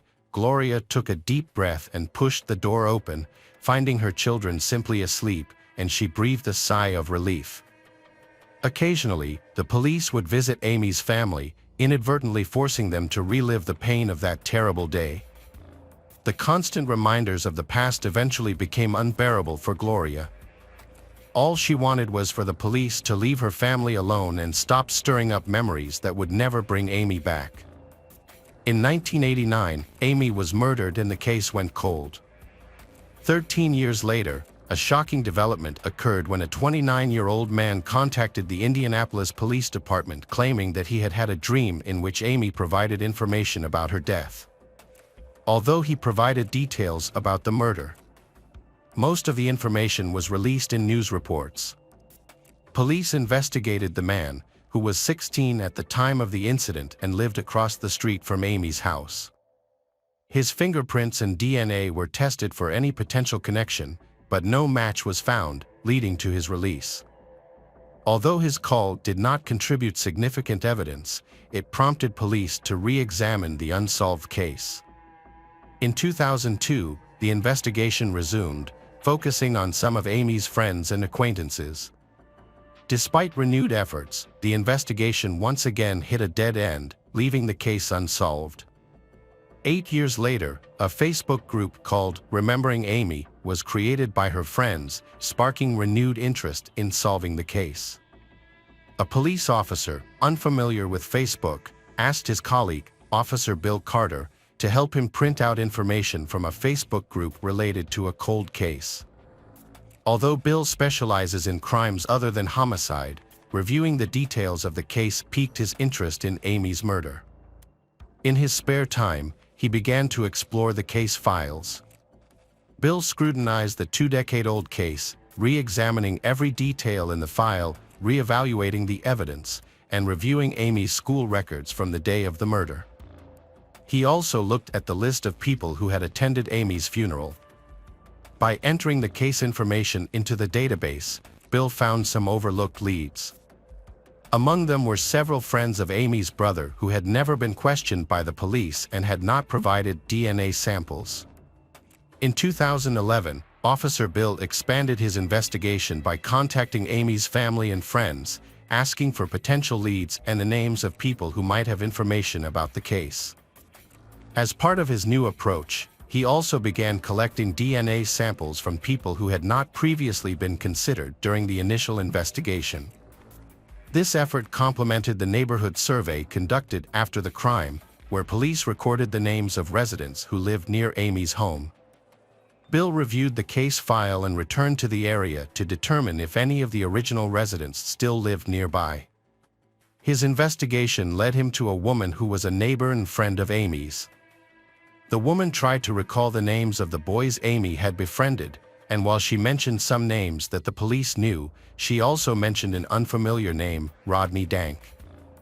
In 2012, Bill received permission from the Cold Case Unit to officially take over the Amy case. His first step was to locate Rodney Dank to determine if he was a potential suspect. Amy's family was familiar with Rodney, as he was friends with Amy's brother, John Paul. They spent time together doing activities like biking and fishing. Bill asked John Paul about Rodney and learned that Rodney was a quiet, reserved person who kept to himself and did not arouse any suspicion. To gather more information, Bill went to the home of Rodney Dank, 40, who lived with his mother near Amy's family. Rodney worked at an auto parts store and had been divorced for some time, with an adult son whom he rarely saw. When Bill arrived at Rodney's home, his mother answered and told the police that Rodney was at work. Bill left his business card, asking Rodney to call him as soon as he returned. Rodney called Bill that evening and the police asked to meet with him to discuss Amy's murder. Rodney agreed and allowed Bill to come to his home. However, when Bill returned to Rodney's home, he was not there. Bill decided to run a background check on Rodney and discovered that Rodney had been convicted of assault in 1991 and burglary in 1997. The police also compared Rodney's fingerprints, which were already in the system, to the fingerprints found at Amy's house during the initial investigation. The test was conducted to determine if Rodney was involved in the case. When the results came back, they discovered that Rodney's fingerprints matched the bloody fingerprints found at the crime scene. After 23 years, Rodney was identified as the killer, but he had disappeared from the house. The police launched an extensive search. They tracked Rodney's credit card activity, which showed a rental car with an OnStar tracking system. The police located the car in Indianapolis, where Rodney was hiding at a friend's house. When surrounded by police, Rodney brandished a knife and claimed his innocence, injuring himself. He attempted to attack the police, but was subdued with a taser, handcuffed, and taken to hospital. During a 2-day hospital interrogation that was captured on camera, Rodney confessed to Amy's murder. He said his original intention was to rob, not anticipating Amy's presence due to her illness. Rodney described entering the house through a sliding glass door, where he was suddenly confronted by a panicked Amy. In his panic, he grabbed the nearest object and hit Amy in the head, killing her. As he recounted the events of the next 2 days, Rodney repeatedly mentioned that his memory of the incident was hazy, blaming the 23 years that had passed since the crime. Rodney's account of his actions was inconsistent, and he initially mentioned visiting Amy's house with someone called Bag. However, he could not recall many details about this person, including their appearance. When asked about Emily, Rodney stated that he did not see her during the incident and did not know that she was in the house or that she had called for help. Throughout the interrogation, Rodney remained calm. Rodney's DNA was collected and matched with semen found on Amy's bedsheets and blankets in 1989. Fingerprints and semen found at the crime scene were both confirmed to be Rodney's, with no indication that anyone else was involved. When Rodney was revealed as the killer, Amy's family was shocked. They were baffled how Rodney, who was quiet and unassuming, could have committed such a crime. Rodney was friends with Amy's brother John Paul and often visited their home, which was across the street from his. Even more remarkable was that Rodney attended Amy's funeral, where he mourned her death and offered his condolences to her mother, Gloria. Police bill later found Rodney's signature in Amy's funeral book, a detail that had previously been overlooked. Reinvestigating the case led Bill to a crucial discovery. Rodney's name was first mentioned by Tony, Amy's ex-boyfriend and Emily's biological father, in 2003. Tony revealed that Rodney had frequently visited Amy's family home. Bill realized that Rodney had somehow escaped notice in 1989 and had never been suspected or questioned at the time. Further investigation into Rodney's background in 2012 uncovered a disturbing fact. His biological son, Dylan, was in prison for a crime committed in 2009. Dylan was 16 when he killed his biological mother, Mary McHenry. He claimed that he had acted in response to her abuse, using a baseball bat to inflict the fatal wounds. Mary died of her injuries. Dylan turned 17 just days after the incident, leaving behind a tragic and heartbreaking case. Despite being largely absent from Dylan's life due to his early divorce from Mary McHenry, Rodney attended Dylan's trial in 2009, opting for a plea deal that resulted in a 20-year prison sentence. By the time of his scheduled release in 2029, Dylan will be 37. Rodney, on the other hand, initially insisted that he had an accomplice in Amy's murder, a man he knew as Bag. However, in June 2013, just 10 days before his trial was due to begin, Rodney, then 42, recanted his earlier confession, admitting that he had acted alone in Amy's murder. Rodney's sudden confession, combined with the substantial evidence against him, led to his 65-year prison sentence in 2013. Amy's family held a meeting with Detective Bill Carter after Amy's case was solved. To mark the 24th anniversary of her death, they released 24 balloons into the air, expressing their gratitude for Detective Bill's crucial role in solving the case. The family thanked him for his efforts, especially for identifying Rodney as the killer after just 12 days of investigation. Police officer Bill Carter received a prestigious award from the Indianapolis Police Department in January 2014. Although he was offered a position in the Homicide Bureau, he chose to stay in his current position. Years later, Amy's daughter, Emily, has grown up. She graduated from her mother's alma mater and then went to college, looking for new opportunities. Eventually, Emily moved from Indianapolis to California. Gloria still lives in the house where her daughter, Amy, tragically died. She has kept Amy's room as a memory of her, with photos still on display. Now, the room is also where Gloria's grandchildren play when they visit for the holidays, bringing joy and new life to a space once filled with sadness and loss. Hi everyone, thanks for returning. Let's unravel another perplexing mystery. The case of Catherine Pileggi. Ronald Vinci was born on August 16, 1940, in Fort Lauderdale, Florida. From a young age, he showed a natural talent for entrepreneurship.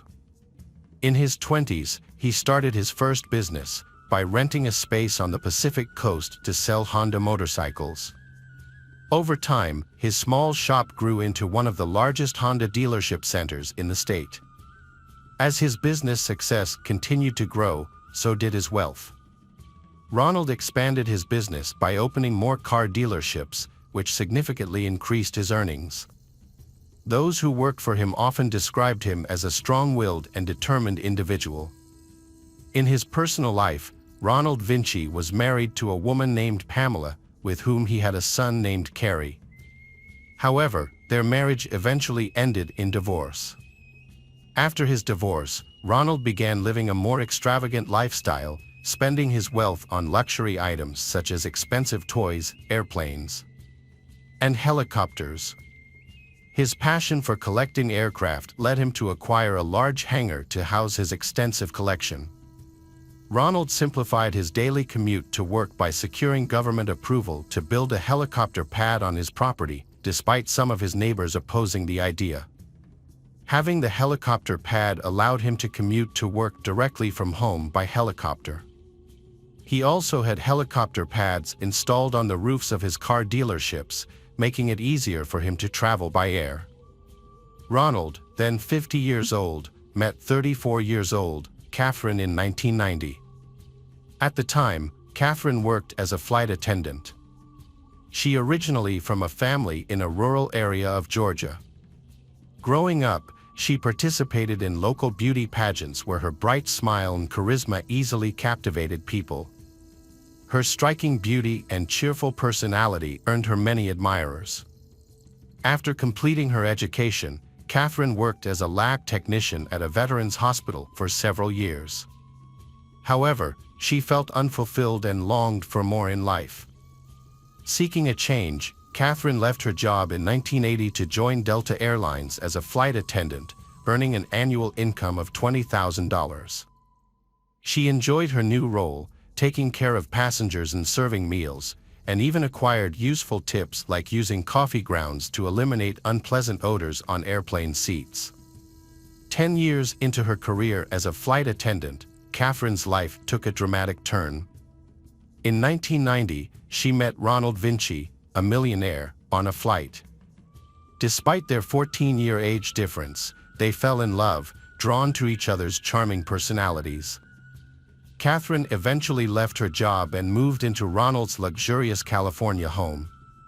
Together, they shared a passion for travel and explored various destinations, with Aspen, Colorado, being a favorite getaway spot. Ronald and Catherine were in a decade-long relationship, but Ronald never proposed to Catherine. Eventually, they decided to part ways. Catherine moved to Florida, seeking a fresh start and a new partner. In April 2001, at age 45, Catherine began a relationship with 63 years old Dilio Carano, a financially stable insurance agent, after being introduced by mutual friends. She shared with Dilio her previous unhappy relationship with Ronald, explained that it was a difficult time, filled with arguments, excessive drinking, and infidelity. Ronald had never proposed, despite her decade-long hope for marriage. Dilio promptly proposed to Catherine, and they got married in May 2001, just a month after meeting. After their wedding, the couple settled in Miami Beach, Florida, and Catherine seemed content with the marriage. Dilio describes Catherine's initial demeanor as being like a house cat, gentle, calm, and eating very little. In addition, Catherine is very afraid of water. She cannot bathe in the ocean, sea, or river. A few months into their marriage, Dilio noticed a dramatic change in Catherine's behavior. She began asking him for large sums of money, insisting that he buy her clothes and gifts. She would often compare him to her friends' more generous husbands. According to Dilio, Catherine was taking about $55,000 per month from him. She claimed the money was for education expenses, but never provided any receipts. After a few months of this financial strain, Dilio realized he had made a mistake by rushing into the marriage. He decided he wanted a divorce. The separation process was relatively easy, as they had no children or shared assets. Court documents revealed that Dilio's net worth was $4.5 million, while Catherine had only $8,000 in her accounts. As Catherine prepared to move out of Dilio's house, she was overwhelmed with sadness and despair. In 2005, Ronald Vinci, a wealthy millionaire, made a big change by moving to Fort Lauderdale, Florida, where friends had convinced him he would enjoy a favorable climate and low taxes. Prior to the move, Ronald had sold his car dealerships and amassed a substantial fortune. He purchased a luxurious fourth-floor apartment in Fort Lauderdale and soon reconnected with Catherine, a flight attendant he had previously dated. Catherine moved in with Ronald, and they rekindled their romance. Coincidentally, Catherine's ex-husband, Dilio Carano, lived in the same building but 30 floors. Dilio was perplexed by Catherine's decision to reconnect with Ronald, whom she had previously described as a monster. Neither Ronald nor Catherine go to work. They enjoyed a life of leisure, but their differences became increasingly apparent. Ronald struggled with his weight due to his love of rich foods, while Catherine maintained a strict diet and a very low weight of 42 kilograms. Ronald and Catherine had distinct personalities. Ronald loved attending lively parties, whereas Catherine preferred quieter evenings at home, often lost in crime novels. She favored casual clothing like shorts and sneakers. Despite their contrasting tastes, they commonly traveled together, exploring the Caribbean islands by air and sailing across the ocean. However, she struggled with aquaphobia, and her diary entries revealed her intense fear of the ocean. Ronald consistently encouraged Catherine to overcome her fear, and she made an effort to join him on these adventures despite her anxieties. This suggests Ronald had a strong influence over her. When not traveling, Ronald and Catherine would often host gatherings at their home. During these events, Ronald enjoyed great food and drinks, frequently ordering $1 tacos and strong beverages when out with friends at budget-friendly bars along the Fort Lauderdale waterfront. On occasion, he would embarrass Catherine by implying she was entirely dependent on him. Despite this, Catherine remained calm and composed. However, Catherine maintained her composure. She would quietly cater to Ronald's needs, especially when he had been drinking, by serving drinks and snacks and attending to his friends. Ronald's relationship with Catherine persisted for 5 years, despite his increasing hesitation to propose marriage. By 2010, he began sharing his feelings with friends, revealing his desire to end the relationship and find a younger partner.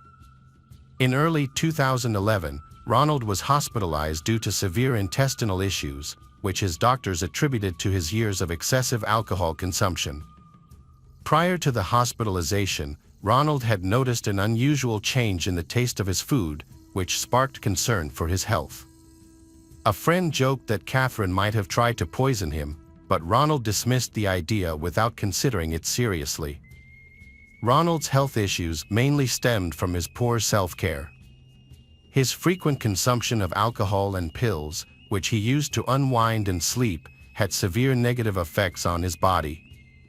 Ronald Vinci purchased a $3 million waterfront home in Fort Lauderdale in June 2011, where he planned to spend his retirement. The 70-year-old millionaire looked forward to visits from his son, Kerry, and his grandson. Kerry worked as a waiter, a job that Ronald often teased his about, Ronald jokingly suggesting he was holding out for his inheritance.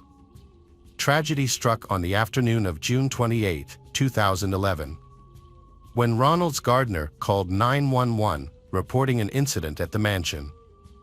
Upon arrival, police found Ronald's lifeless body in a guest bedroom, wrapped in plastic bags and tightly sealed with tape inside a sleeping bag. Additionally, the sleeping bag contained soiled sheets and was covered with what appeared to be wet dirt, later confirmed to be coffee grounds. A further investigation revealed a slashed mattress. The gardener told the police that Catherine had said Ronald fell down the stairs, hit his head, and died. However, the officers were not convinced it was an accident. During questioning, the gardener provided a disturbing account of the incident before finding Ronald Vinci's body. When the gardener arrived at the Ronald residence in the morning, after receiving an urgent call from Catherine late at night, he was met with an horrific scene. Ronald's lifeless body was wrapped tightly in a sleeping bag in a guest bedroom.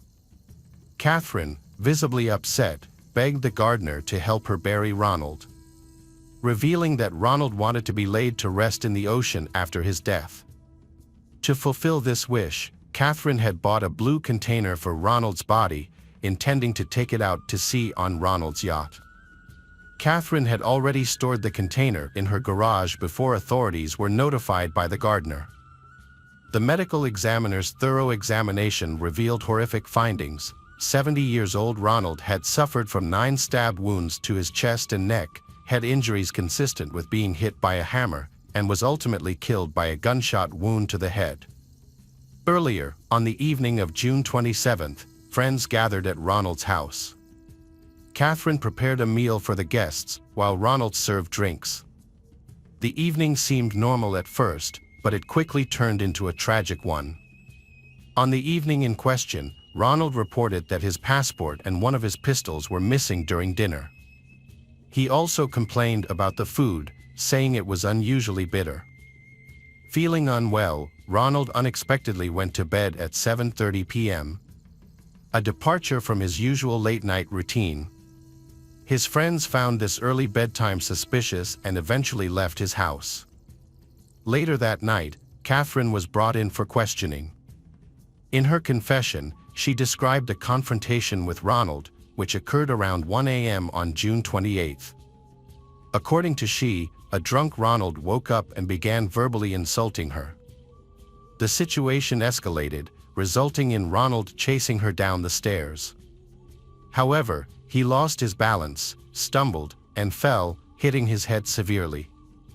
Catherine claimed that she helped Ronald up and led him to a guest bedroom on the first floor. After cleaning the blood stains on the stairs, she checked on him a few hours later and found him asleep with a loaded gun. Catherine stated that she feared for her life, believing Ronald might kill her. In a state of fear and desperation, she grabbed the gun and shot Ronald in the head. During the interrogation, Catherine explained her actions, saying she was consumed by fear and anger, feeling as though her soul had left her body. After the shooting, Catherine further injured Ronald by stabbing him with a knife and hitting him with a hammer. She then wrapped his body in a bag in an attempt to hide the evidence. Realizing she needed help, Catherine contacted someone known as the gardener for assistance with disposing of the body. Before hiding the body, Catherine purchased a large container from a hardware store, intending to use it to dispose of Ronald's body in the ocean. This was confirmed by surveillance camera photos. Subsequent investigations uncovered a gun in Catherine's car, with her fingerprints on it, matching the gun used to shoot Ronald. Her car also contained a knife, pieces of a cut-up mattress, clothing, rubber gloves, all stained with Ronald's blood. Catherine was arrested and charged with first-degree murder. Just a month before the crime, she had been involved in a dispute with her sister. Catherine's sister claimed that she had borrowed money and refused to pay it back. But she maintained that the money was a gift and therefore did not owe her sister anything. Ronald's neighbors reported hearing screams coming from his house on the night of the murder. Additionally, a witness spotted a white vehicle with a large trailer near Ronald's house early in the morning. The car belonged to the gardener. According to Ronald's friends, he had been trying to end his relationship with Catherine for some time. The couple had been experiencing marital problems, including a lack of intimacy, and had been sleeping in separate rooms for months. In an attempt to finalize the separation, Ronald had tried to give she $1 million, just weeks before the tragedy, asking her to leave their house permanently. Prosecutors suspect Catherine's main motive was fear of losing her wealthy partner, Ronald. In contrast, Catherine's defense team argued that she was a victim of severe abuse and had acted in self-defense.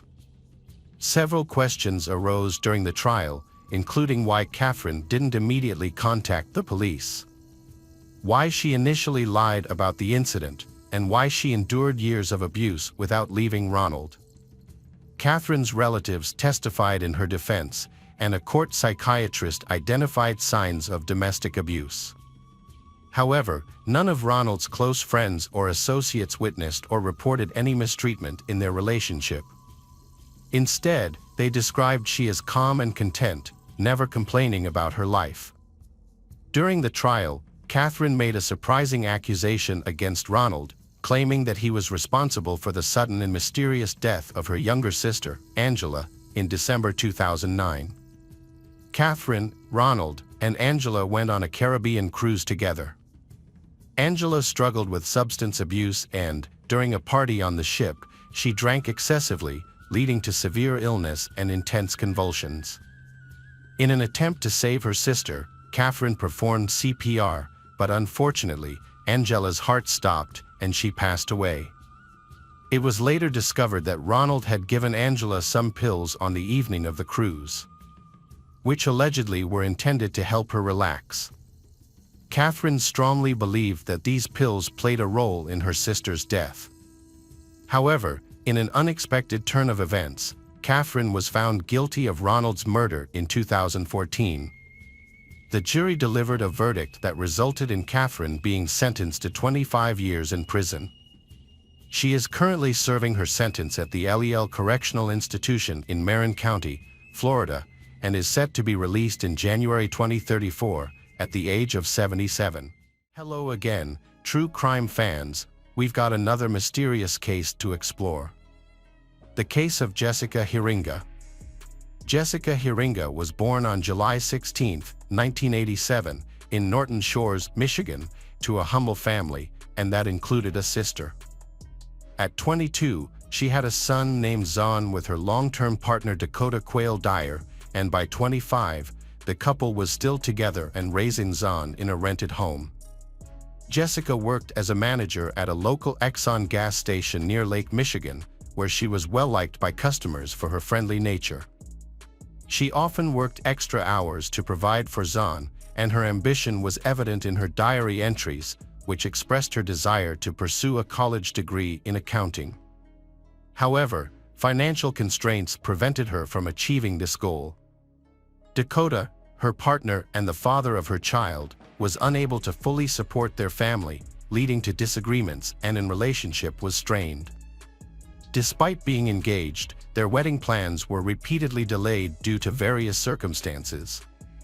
On April 26, 2013, she started the day by shopping at a nearby store around 3 p.m. and then drove to work. Arriving at 4:35 p.m., Jessica began her night shift at the Exxon gas station.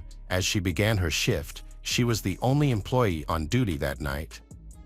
At 11:14 p.m., a customer called 911 to report a strange situation at the Exxon station. He had entered the store to pay for his gas but found no one to take his payment. The store was unattended, with the door open and lights on. The customer informed the dispatcher 911, "The store is empty, but there are 2 cars parked outside, mine and another one. It looks unusual." Police officers arrived at the Exxon gas station about 10 minutes after the call.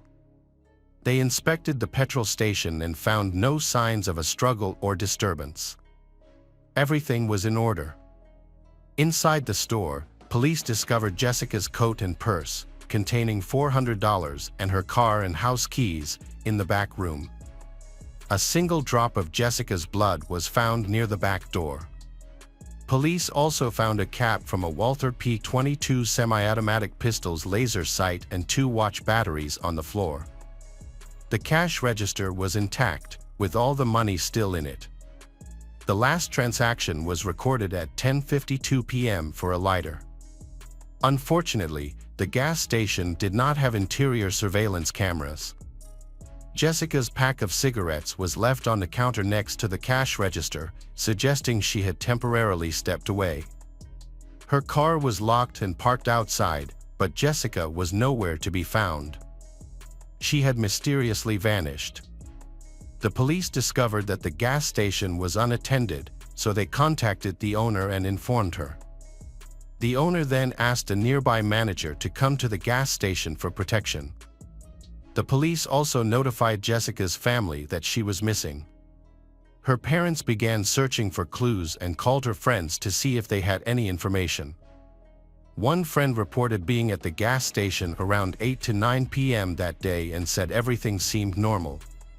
However, a fellow employee who arrived to close the station shortly after recalled a suspicious incident.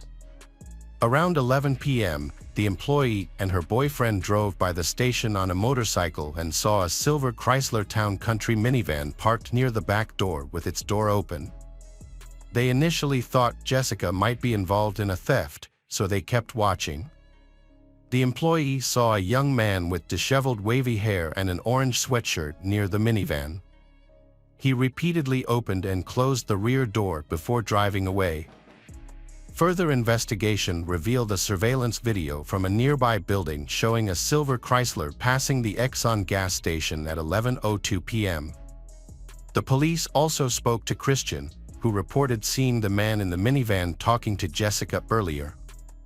Christian initially believed the man was just flirting with Jessica because of her attractiveness. A composite sketch of the suspect in Jessica's disappearance was created with the help of Christian, who had seen the man near a minivan. The suspect was described as a young male with light skin, dark wavy hair, a stocky build, and approximately 6 feet tall. 3 days after Jessica went missing, the sketch was released. In spite of, police received many calls, but no information was available that helped the case. A main issue in the investigation was the large number of silver Chrysler minivans in the United States. Specifically, in Michigan, there were 15,000 registered vehicles of the same kind. This made it difficult to identify the driver of the minivan related to Jessica's disappearance. Jessica Heringa's boyfriend, Dakota, was initially suspected in her disappearance due to their frequent arguments. However, Dakota denied this and cooperated with the investigation, stating he was at home with their son on the night of her disappearance. Since Dakota didn't have a car, he couldn't have gone to her workplace, and his phone records confirmed his alibi. After verifying his story, the police excluded him from the list of suspects. Further investigation revealed that Jessica's friendly and outgoing personality helped her attract many admirers. Jess Ammerman, a 37-year-old married plumber, was one such admirer. On the evening of her disappearance, around 9:30 p.m., Jess visited Jessica at the gas station, confessed his feelings, and claimed he was willing to divorce his wife for her.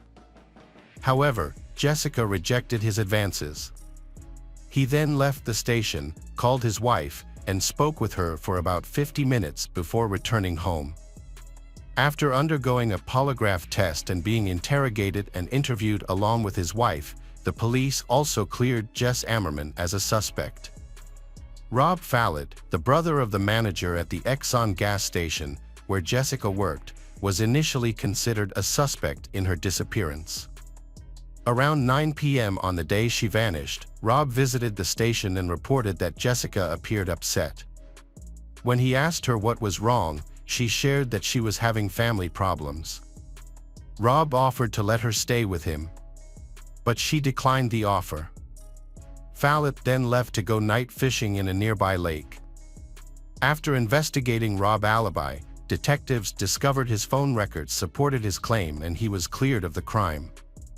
Search and rescue operations for Jessica were launched with helicopters, specially trained dogs, and thorough searches of homes, businesses, wells, wooded areas, and Lake Michigan.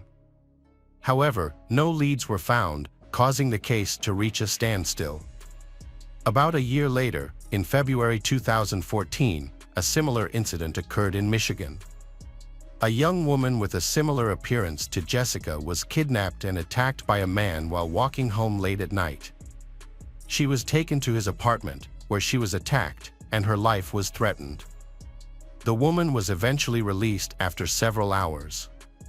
The suspect, 42 years old Brad Allen Mason. Mason was eventually found by police, but he resisted arrest, threatening officers with a fake gun.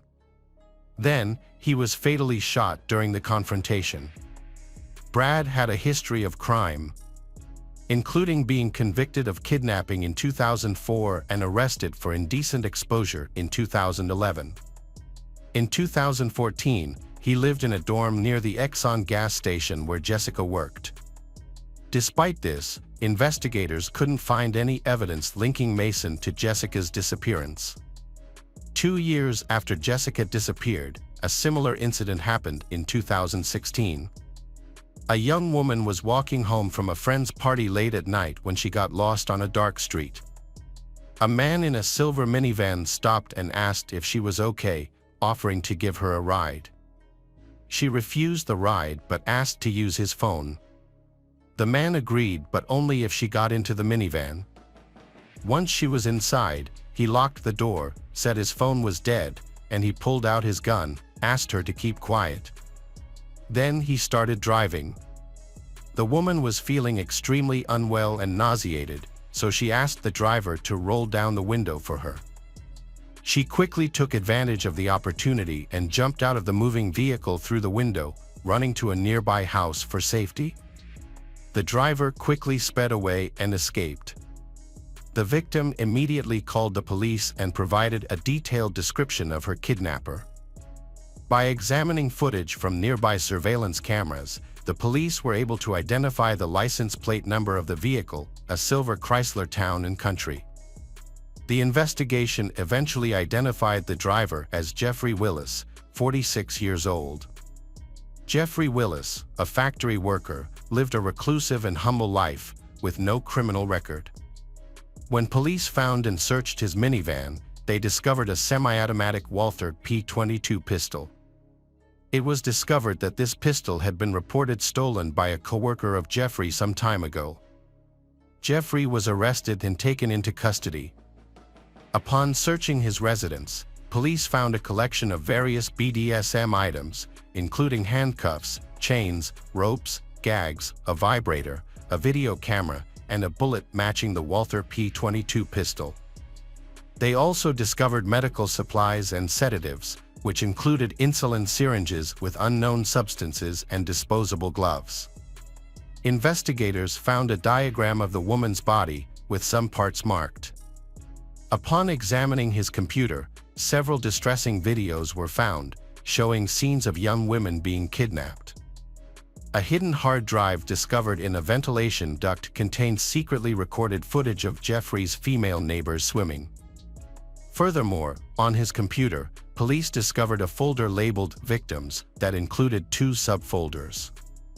The first subfolder was named after missing woman Jessica, and the second subfolder contained information about a murdered woman named Rebecca.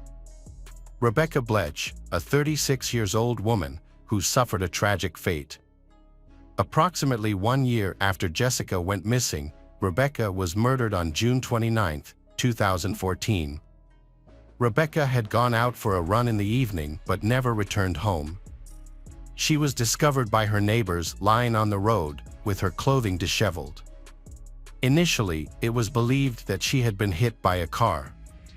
Although Rebecca was unconscious, she still had a pulse when found. Emergency services were immediately called, but unfortunately, she succumbed to her injuries before she could be saved. Autopsy reports later revealed that Rebecca died from 3 gunshot wounds to her back and head, along with multiple bruises on her wrists and legs. At the time of Rebecca's death, the suspect has not yet been identified. However, 2 years after Jeffrey's arrest, investigators uncovered new evidence linking Rebecca's murder to the handgun found in his small truck. Prosecutors alleged that Jeffrey had attempted to abduct Rebecca and bring her back to his home, but when Rebecca resisted, he shot her and fled the scene. Despite his denial, forensic analysis discovered Rebecca's DNA on a glove found in Jeffrey's residence. As a result, he was convicted of Rebecca's murder and received a life sentence. While serving his sentence, Jeffrey faced additional charges related to the kidnapping of Jessica, despite he consistently denying any involvement in her disappearance. Nonetheless, a review of his phone records revealed that he was present at the Exxon gas station where Jessica was last seen on the night she vanished. He then went to his grandfather's house, about 13 minutes from the station. When police arrived at that house, they discovered something surprising. Although the front door was secured with heavy locking, the police were able to break in easily. What they discovered was disturbing. In the basement, they found a large stash of cleaning supplies, including various powders and bleaches, that had all been manufactured in early 2013, around the same time Jessica disappeared. It was found that Jeffrey had been absent from his job on April 27, 2013, the day after Jessica's disappearance. Colleagues reported that his absence was unusual. When he returned to work a few days later, he had noticeable deep scratches on his face and hands. This has made people who know him suspicious.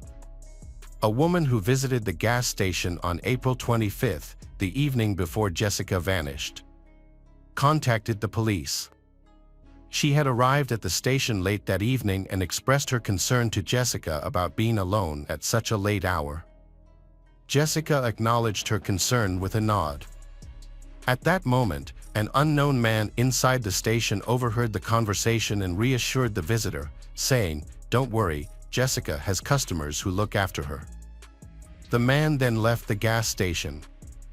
Despite the stranger's reassurance, the visitor remained concerned about Jessica's safety and waited in her car outside until Jessica finished her shift and headed home.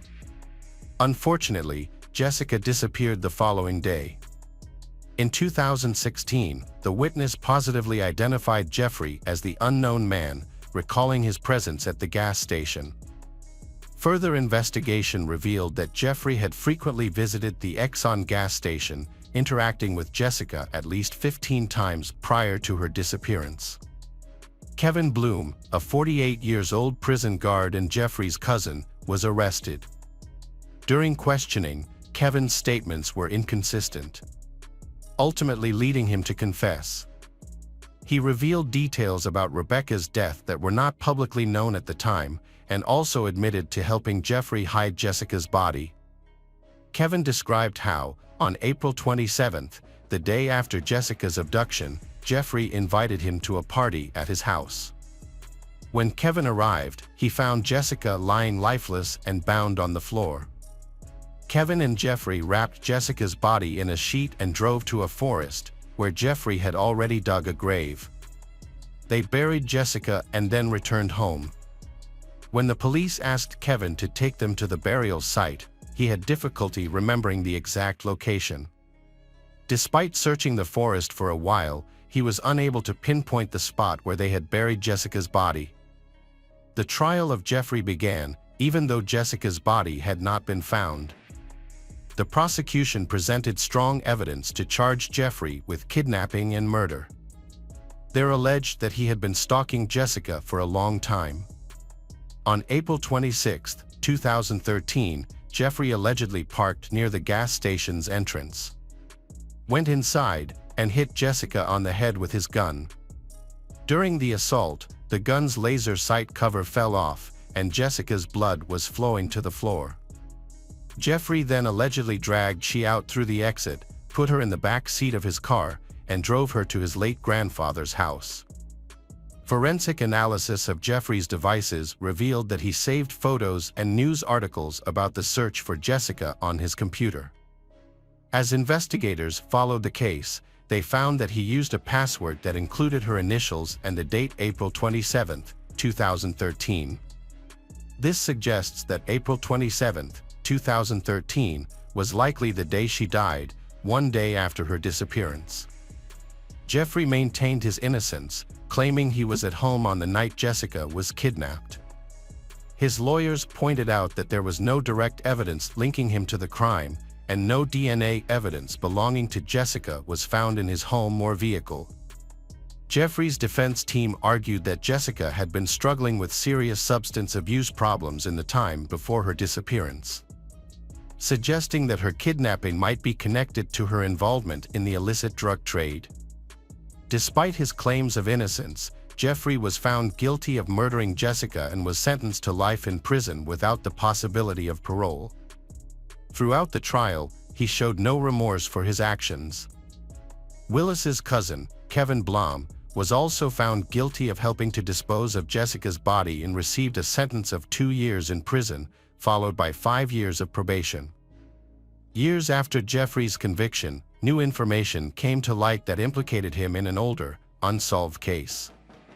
On October 17, 1996, the body of Angela Thorberg was found in Fruitport, Michigan, with her killer never identified.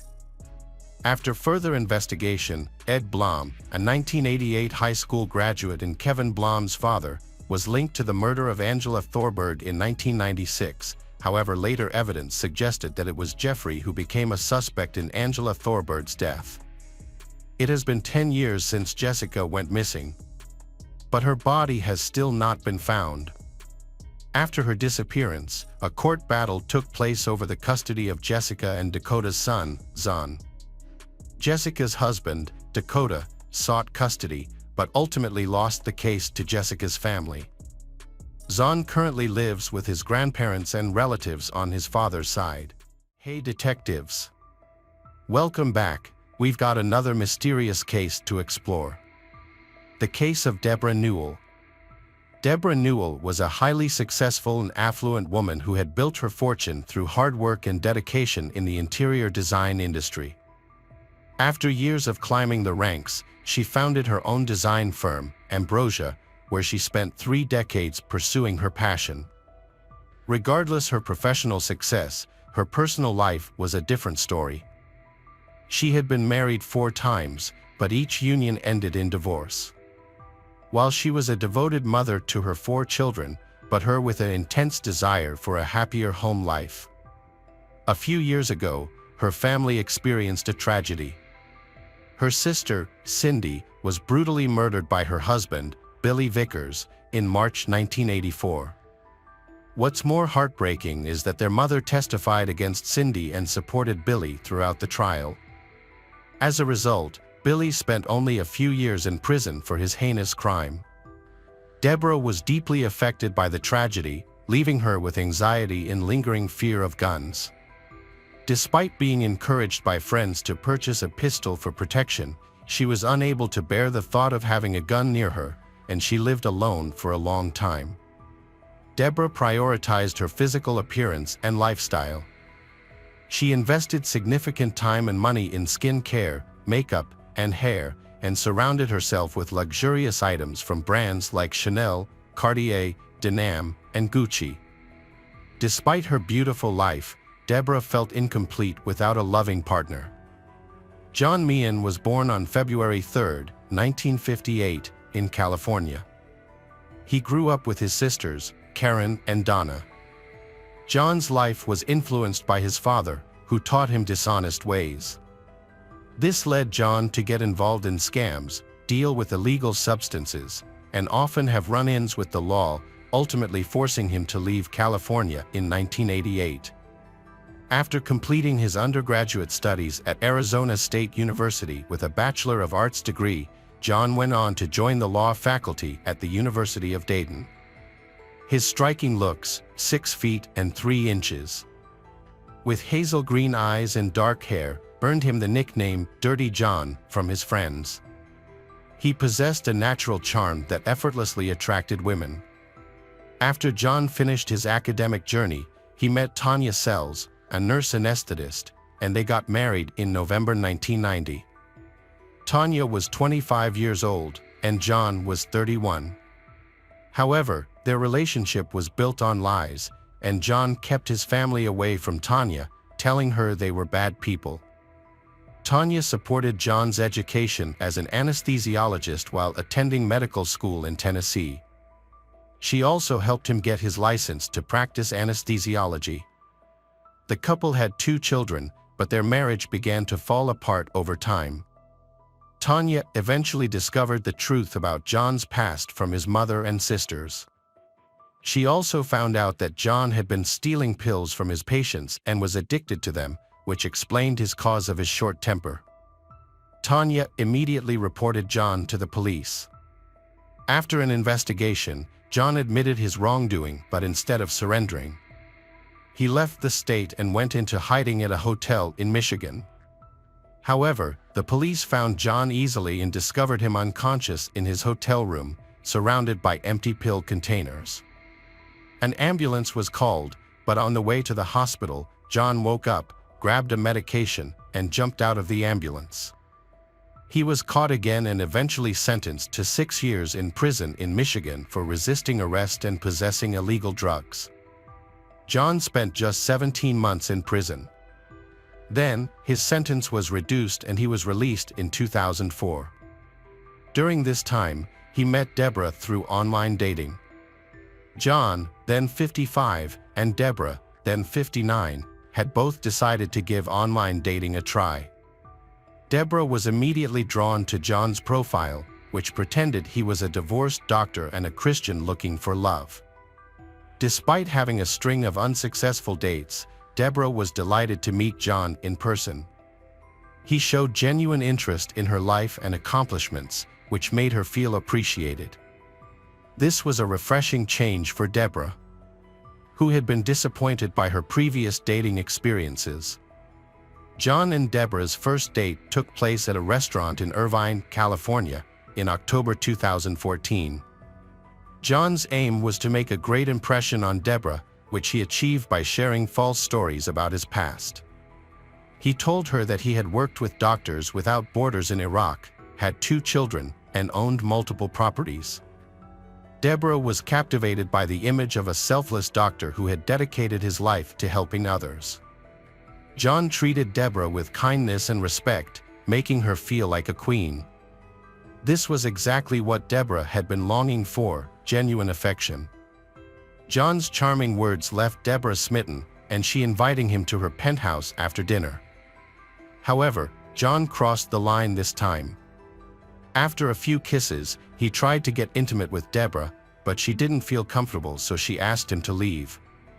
The next morning, John apologized profusely, attributing his behavior to too much alcohol and an inability to control his emotions. This admission won back Deborah's trust, and their relationship continued to blossom. As their love progresses, Deborah and John spent more time together. On their 3rd date, he expressed his love for Deborah and proposed to her. She was thrilled with their connection and chose to overlook some red flags. One notable instance was when John wore worn and somewhat unclean medical scrubs to a charity event hosted by Deborah, claiming he hadn't had time to change. Despite this, Deborah proudly introduced him to her friends as her doctor, and they took photos together. Their connection deepened, and they eventually decided to move in together. Deborah's daughter Jason lived with her in the penthouse. Jason was unhappy with the men her mother was dating, and in particular, she had concerns about John. Jason found it unusual that her mother, who had impeccable taste and favored designer brands like Gucci, was in a relationship with someone who wore dirty, unkempt clothing. Jason noticed him showing curiosity about the artwork in her mother's apartment, almost as if he was determining its value. After only meeting for 5 weeks, John convinced Deborah that they should live separately, and they rented a house on Balboa Island's waterfront for $6,500 per month. Deborah paid $80,000 up front to cover several months of rent. However, John opted not to put his name on the lease, citing tax complications as the reason. Deborah was deeply smitten with John and took care of all the expenses, covering everything herself. Unbeknownst to her children, she couldn't understand why they didn't approve of he. John shows Deborah concern for her by making her coffee every morning, helping her with shopping, and generally making her life simpler. Deborah believed that she had finally found her ideal partner and was hopeful that her children would accept him. She envisioned a future where they all came together as a harmonious family. Then, Deborah intended to introduce John to her younger daughter, Tara, who was known for being more laid-back and easygoing compared to Jason. Tara visited her mother, Deborah, and John on the day they moved into their new home. Upon meeting he for the first time, Tara felt uneasy due to his unfriendly behavior and lack of enthusiasm for the move. Despite Tara's initial doubts, she decided to give him a chance. However, her worries about John increased due to some suspicious signs.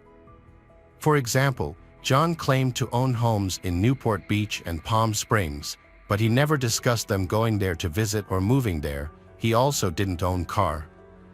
What's more, he spent most of his days at home, often playing video games. Just before Thanksgiving, Tara decided to secretly go through John's belongings and stumbled upon a nurse's certificate with his name on it. Realizing that John is not the doctor he said he was, Tara confronted him about this. This led to a huge outburst from John, who became angry and began yelling at Tara for trying to ruin her mother's happiness. He insists that Tara will fail to separate them. Deborah just stood there, listening, and eventually, a big argument broke out and ended with Tara leaving the house. John took advantage of the situation to manipulate Deborah into believing that her children were only interested in her wealth and were waiting for her to pass away, thus they not wanting her to be happy. On the eve of Thanksgiving, Deborah's extremely religious mother, Arlene, visited. However, John's attempt to present himself as a religious man in front of Arlene backfires and leads to more arguments. Following this incident, Deborah sought the advice of a psychotherapist. They have advised her to set boundaries with her children and strive for a peaceful life, advice that she chose to follow. Deborah and John moved to Balboa Island, where they enjoyed dining at local restaurants and taking leisurely strolls while admiring the beautiful scenery.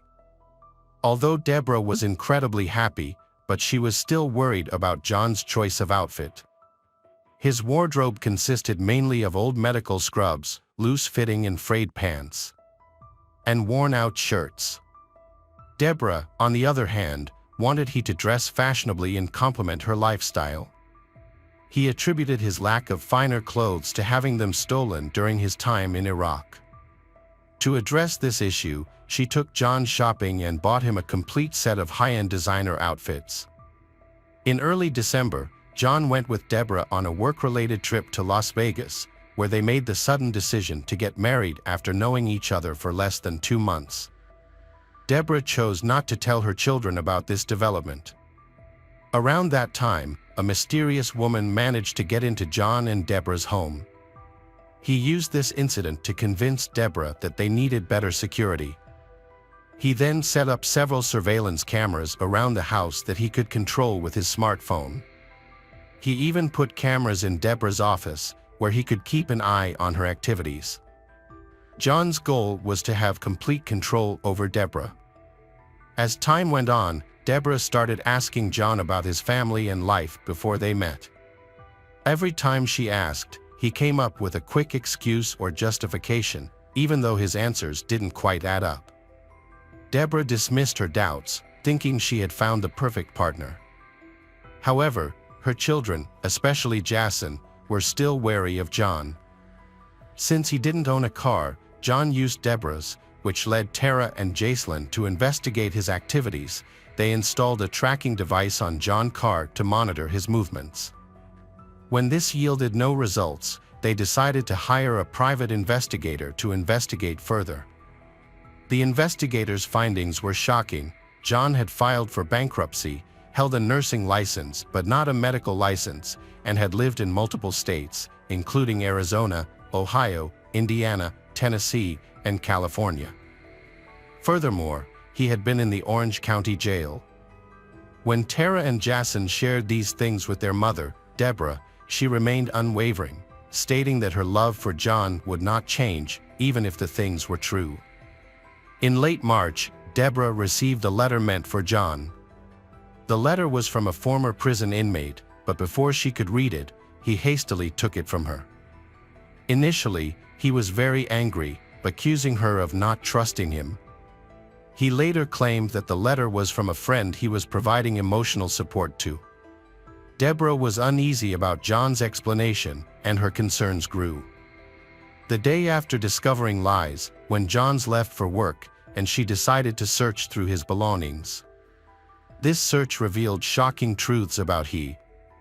She found out that he was a former nurse anesthetist who had become addicted to pain medication, which led to his arrest and the downfall of his career.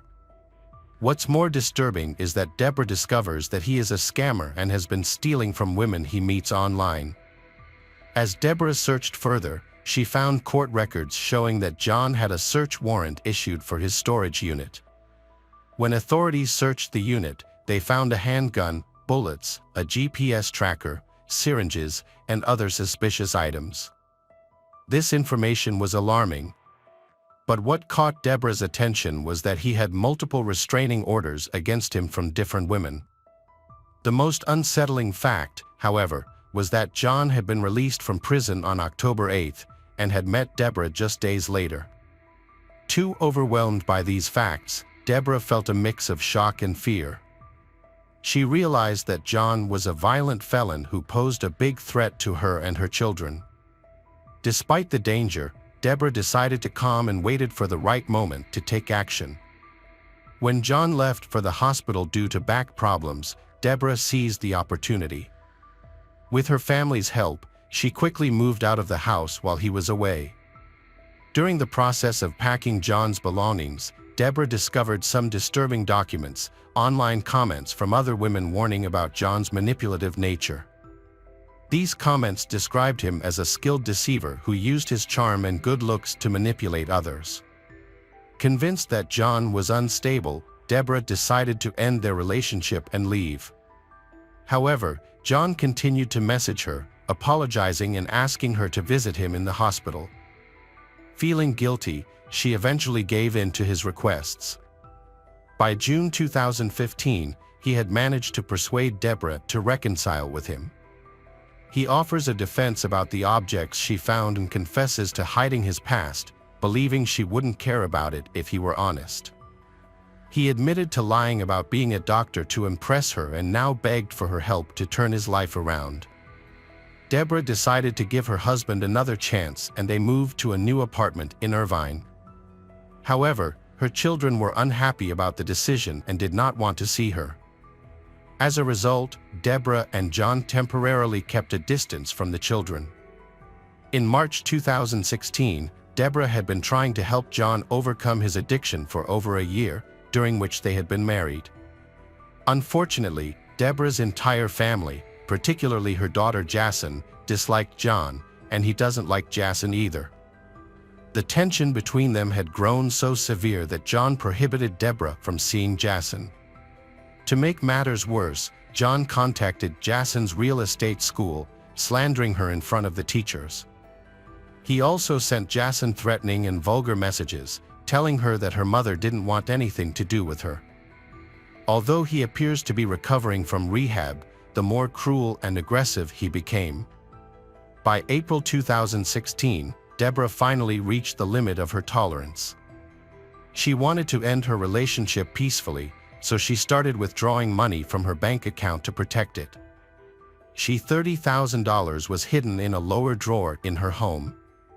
When John discovered the money, he claimed it belonged to him. and his behavior became increasingly aggressive as he had to accept the fact that their marriage would end in divorce. Realizing she needed to escape, Deborah took some personal items and moved to her friend Jacqueline's apartment in Irvine, which had a secure complex with multiple surveillance cameras. She attempted to obtain a restraining order but was denied by an Orange County judge. John lived in another state and was doing no harm, so all she could do was end the relationship and try to move on. After they separated, John moved to one of Deborah's house in Nevada. Despite her ignoring his calls, he persisted in contacting her. On June 11, 2016, John made another move, aimed at getting Deborah's attention. That day, Deborah drove her Jaguar to work and parked it in the office parking lot. During her work hours, the car was stolen. It was later found about a block and a half away, drenched in gasoline. The car had not been set on fire, it sustained minor damage. Security footage clearly identified John as the perpetrator of the theft. On the evening of August 20, 2016, Tara returned home from work and parked her car in the lot. As she stepped out of the vehicle, she was suddenly confronted by John, who approached her with a knife. He attempted to drag her back into the car, but Tara resisted and screamed for help. In the ensuing struggle, John tried to cover her mouth, but she managed to bite him. Tara, wearing heavy boots, used her leverage to kick John and knock the knife out of his hand. Seizing the opportunity, she picked up the knife and stabbed John multiple times, inflicting a total of 13 wounds. Her final strike was particularly severe, as it pierced his eye. A neighbor witnessed the struggle and rushed to Tara's aid, providing her with a towel to treat her injuries and calling the police. Despite his severe injuries, John was still alive when the paramedics arrived. A search of his car revealed evidence of his sinister intentions, including duct tape, cable ties, kitchen knives, and a passport, suggesting that he had planned to abduct Tara and escape the city with her as a hostage. John was hospitalized for 4 days to receive critical care, but unfortunately, his injuries were fatal, and he passed away at the age of 57. After his death, his body was cremated, and a memorial service was not held. Deborah and her children were severely affected by this. It took a while for Deborah to readjust to her normal life, but the memory still haunts her. She struggles with feelings of guilt for introducing a criminal into her family's life. As a result, Deborah has become extremely vigilant about her safety, carrying a stun gun and pepper spray with her at all times. She has vowed never to meet anyone online again. Hello friends, welcome to our channel. Today we're going to take a look at another horrible case with you. The case of Zhu Ling. The story begins at a prestigious event at Tsinghua University, often referred to as the Harvard of China. The university has teamed up with the Beijing Symphony Orchestra to stage a performance.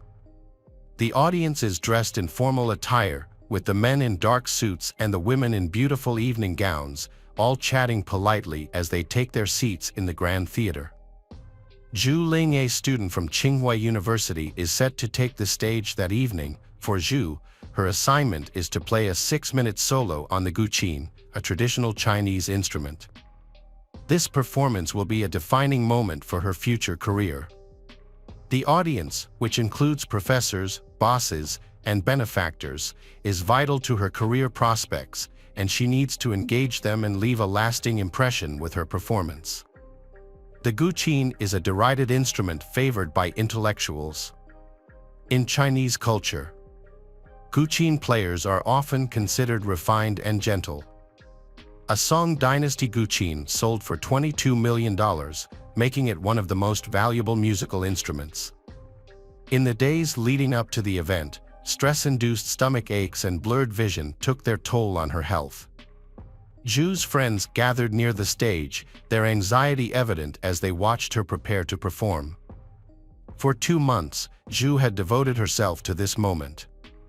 When Zhu stepped onto the stage, bowed to the audience, and began to play the guqin, her friends held their breath. But as the music filled the theater, their tension disappeared. Zhu's stage presence was captivating, her hands moving gently, creating beautiful sounds that echoed in the hearts of the audience. Some of her friends were deeply moved, tears rolling down their faces. The 6-minute performance ended and the audience applauded enthusiastically. Zhu bowed to the audience, smiled, and walked off the stage. Her best friend was in the crowd, proudly applauding enthusiastically. Because the hard work of practicing had left her completely exhausted, that night, Zhu Ling decided to skip the celebration and go home to rest. When she went to take a shower, standing under the cool water of the shower, washing her hair, she caught a glimpse of a strand of hair floating on her hand. Panicked, she ran her hand through her hair and touched her scalp. She quickly pulled back the shower curtain and ran to the mirror to check. Zhu's reflection in the mirror showed a face of exhausted exhaustion, with uneven bald patches that looked like they had been shaved off carelessly. But that was just the beginning. Over the next few weeks, her condition rapidly deteriorated, leaving her confined to a wheelchair, unable to move, speak, or even control her facial expressions. She went from a promising student at Tsinghua University to someone with the intellectual capacity of a 6-year-old. This was not the result of an illness or genetic disorder.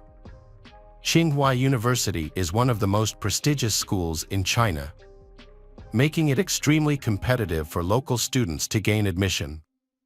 With an acceptance rate of just 0.4% for local students, the university has a massive annual budget of $5 billion and is known for educating the children of influential politicians and wealthy businessmen, who are often highly educated. Getting into college is just the first hurdle. The real challenge lies in coping with the fierce competition and rivalry that pervades college life. Many alumni have come forward to admit that they have resorted to deceit and deception, such as betraying friends and deceiving others, to stay ahead. This cutthroat environment is a direct result of the university culture, which strongly fosters a competitive spirit.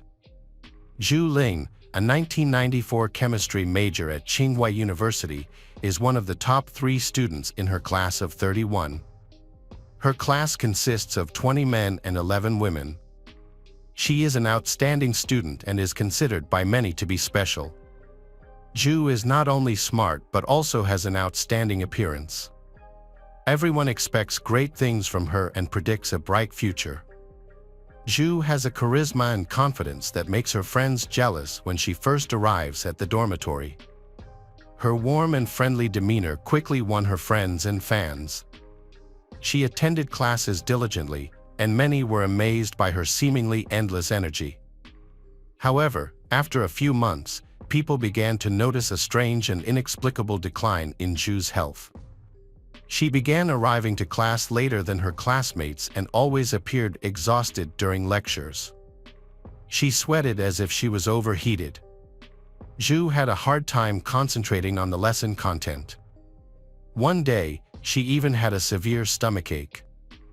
Zhu asked for painkillers from the school's infirmary, but the pain was only slightly relieved. Her teacher thought it was a stomachache caused by stress. Zhu's health began to deteriorate. She began to come to class a little late, and gradually she was absent from classes altogether. Her friends were very worried and decided to visit her at the dormitory, where she lived with 3 other girls. When they arrived, they found Zhu lying on the bed, shaking and moaning in pain. Her black hair was falling out in patches. Her friends were worried and urged her to see a doctor, but Zhu said she was just stressed and would return to class the next day, assuring them that she would be back to normal by the end of the semester. The once healthy Zhu was now almost unrecognizable. Her skin had turned pale, and her lips had turned purple. She moved slowly and painfully, as if every step caused her excruciating pain. Most of her hair had fallen out, leaving her nearly bald, forcing her to constantly wear something to cover her head. Zhu also suffered from recurring vision problems, resulting in temporary blindness that lasted for hours at a time, adding to her distress. Rumors of Zhu Ling's deteriorating condition quickly spread throughout the school. Many students speculated about the cause of her symptoms, suggesting that she might have cancer, hair loss, or an immune system disorder. However, a more worrying theory emerged among the students, who believed that Zhu's decline was related to stress caused by a disagreement with her close friend Sunny. The conflict began when Zhu missed an important orchestra rehearsal for a difficult piece. Sunny told her instructor that Zhu did not attend because she thought she was too good and believed that others needed to catch up to her level before she could participate. The revelation of Sunny's malicious comments was extremely difficult for Zhu to accept. Beige, a friend from Peking University, and Zhu's high school friends decided to visit her in the hospital, bringing a basket of fruit. However, upon entering the hospital room, Beige was shocked. His first reaction was to run away, not because he was afraid of being infected, but because he was shocked to see his classmate in such a bad condition. He couldn't understand how a 20-year-old girl full of vitality could change so quickly. What kind of disease could take away everything Zhu had worked so hard to build? The medical team was confused by Zhu's condition. Just a few months ago, she was still very healthy, but now she was critically ill, attached to many machines and nasal tubes, barely wearing clothes and almost bald. Her body convulsed, her face was partially paralyzed, and her eyes were wide open, desperately begging for help. Just the slightest touch caused her excruciating pain. Even the thin fabric of the hospital gown was unbearable for her. Seeing the silent cry for help in Zhu's eyes, Beige decided to seek answers, along with Zhu's parents, to try to understand her condition and find a solution. Zhu initially suffered from mild abdominal pain for a month or two before her condition worsened. These pains would come and go unexpectedly, like contractions. The pain became more intense over the next week, forcing her to bend over in pain and often curl up on the ground. As the pain worsened, Zhu's parents said she tried to control the pain by drinking a lot of Chinese herbal tea. However, the tea had no effect and the pain became more and more intense, eventually causing her to pass out. At first, Zhu did not seek medical attention, hoping that her symptoms would subside on their own due to her busy school schedule. But her condition worsened as her vision began to deteriorate. Her vision blurred, then disappeared for hours. Things got worse for Zhu as her hair began to fall out. Her condition continued to deteriorate, forcing her parents to take her to the hospital, which happened just days before Christmas, marking her first hospital stay. That month, Zhu's parents continued to support her throughout her treatment. Tests showed that Zhu was free of arsenic and mercury poisoning. A doctor from another hospital who had treated a similar case in the 1960s suggested a possible case of thallium poisoning. This seemed plausible, but Zhu insisted she had not been exposed to thallium during her studies. To investigate further, the hospital contacted Tsinghua University to determine what chemicals Zhu, as a chemistry student, might have come across. However, her medical records showed no exposure to potential triggers for her symptoms, leaving the medical team puzzled over her condition. Zhu's health seemed to have improved after a month, so she asked if she could continue studying. She wanted to take the exam and did not want to miss the entire semester. However, her parents disagreed, believing that stress had caused her illness, and worried that returning to university would worsen her health. Zhu pretended to have fully recovered and returned to class in February. Unfortunately, her condition rapidly deteriorated in March and she was hospitalized again. This time, her condition had deteriorated so much that she lost the ability to speak. Beige's frustration with the lack of answers from the local medical community led him to reach out to medical professionals around the world, not just in China, for help. He translated Zhu's symptoms into multiple languages and posted them on specialized online medical forums. Beige received his first response in less than 30 minutes, and over the next few days, he received nearly 2,000 emails from experts in 18 countries. Notably, many of these respondents were affiliated with prominent national health organizations and were experts in toxicology. Their answers, which were symptoms of thallium poisoning, causing her pain ranging from mild to severe. Thallium is a highly toxic metal that was once used in rat poison, but its use has been banned in many countries, including China and the United States, since the early 20th century. It was also used to treat lice infestations, although a known side effect was hair loss. The symptoms of thallium poisoning can be very varied, leading to delayed diagnosis and often misdiagnosis by medical professionals. One of the challenges in identifying thallium poisoning is that it does not cause visible external signs, such as bruises or wounds. The progression of thallium poisoning typically occurs in stages. Initial symptoms begin with stomach upset and severe pain, followed by tremors, headaches, insomnia, and temporary blindness. As the poisoning progresses, the victim may experience extreme skin sensitivity, similar to a severe burn, making even light touch unbearable. Daily activities, such as getting dressed or lying in bed, may become a source of pain. In the late stages of thallium poisoning, neurological symptoms appear, including uncontrolled muscle movements, seizures, and partial or complete paralysis. This can eventually lead to significant cognitive impairment. In severe cases, such as Zhu's, thallium poisoning can cause a significant decline in cognitive ability, turning a top-achieving student into someone with the mental capacity of a 6-year-old. Beige worked with Zhu's parents to analyze numerous emails and quickly shared their findings with the medical team treating Zhu. However, the doctors treating Zhu were skeptical of the online contributor's proposed diagnosis, saying that detecting thallium in Zhu's body would require specific tests that could not be performed on-site. They also pointed out that thallium testing would require sending Zhu's blood to a specialized lab, and thallium is a rare and highly regulated substance.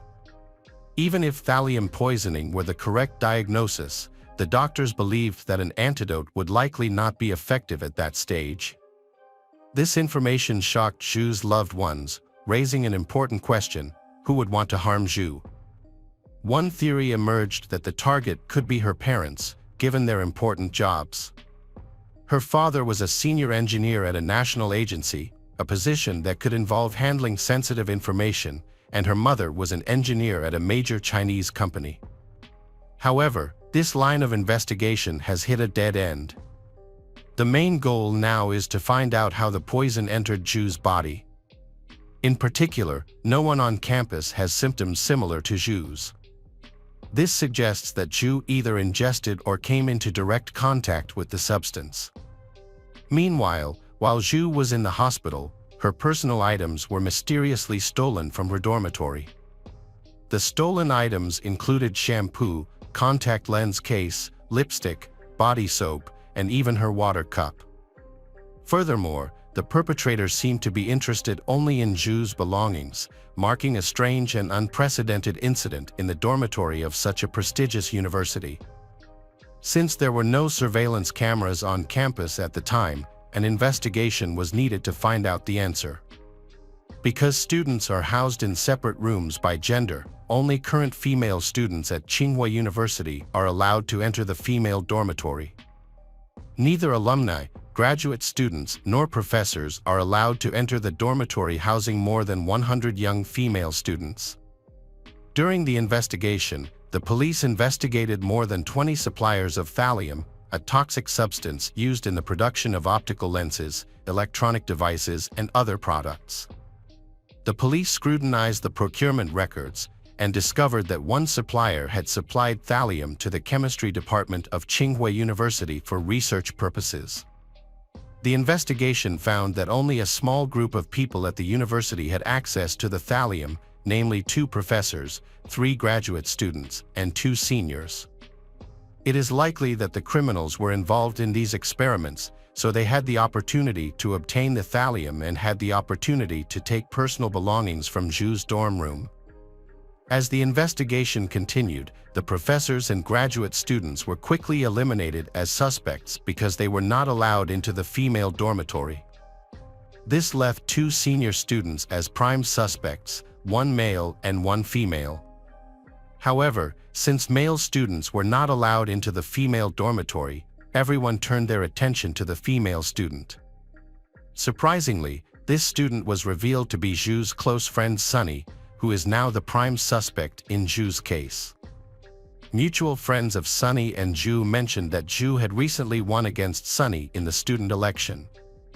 Sunny was known to not accept defeat easily. She was argumentative by nature and had cheated on Zhu several times. As Zhu achieved more success and recognition, Sunny became increasingly agitated. The final straw was Zhu's stellar performance at the Beijing Symphony Hall, which further strained their relationship. Zhu's exceptional beauty, talent, and admiration from both her peers and faculty may have fueled Sunny's jealousy, leading to the heartbreaking incident. Sunny was interrogated for 8 hours before her parents took her home. Her family is influential at Tsinghua University, with her father a key figure in the Democratic Revolutionary Committee and her grandfather a former vice president. Most of her relatives hold government or academic positions at top state universities. As a result, Zhu's case remains unsolved.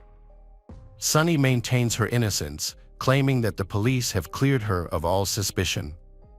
However, she changed her name and date of birth, married an American, and moved to the United States.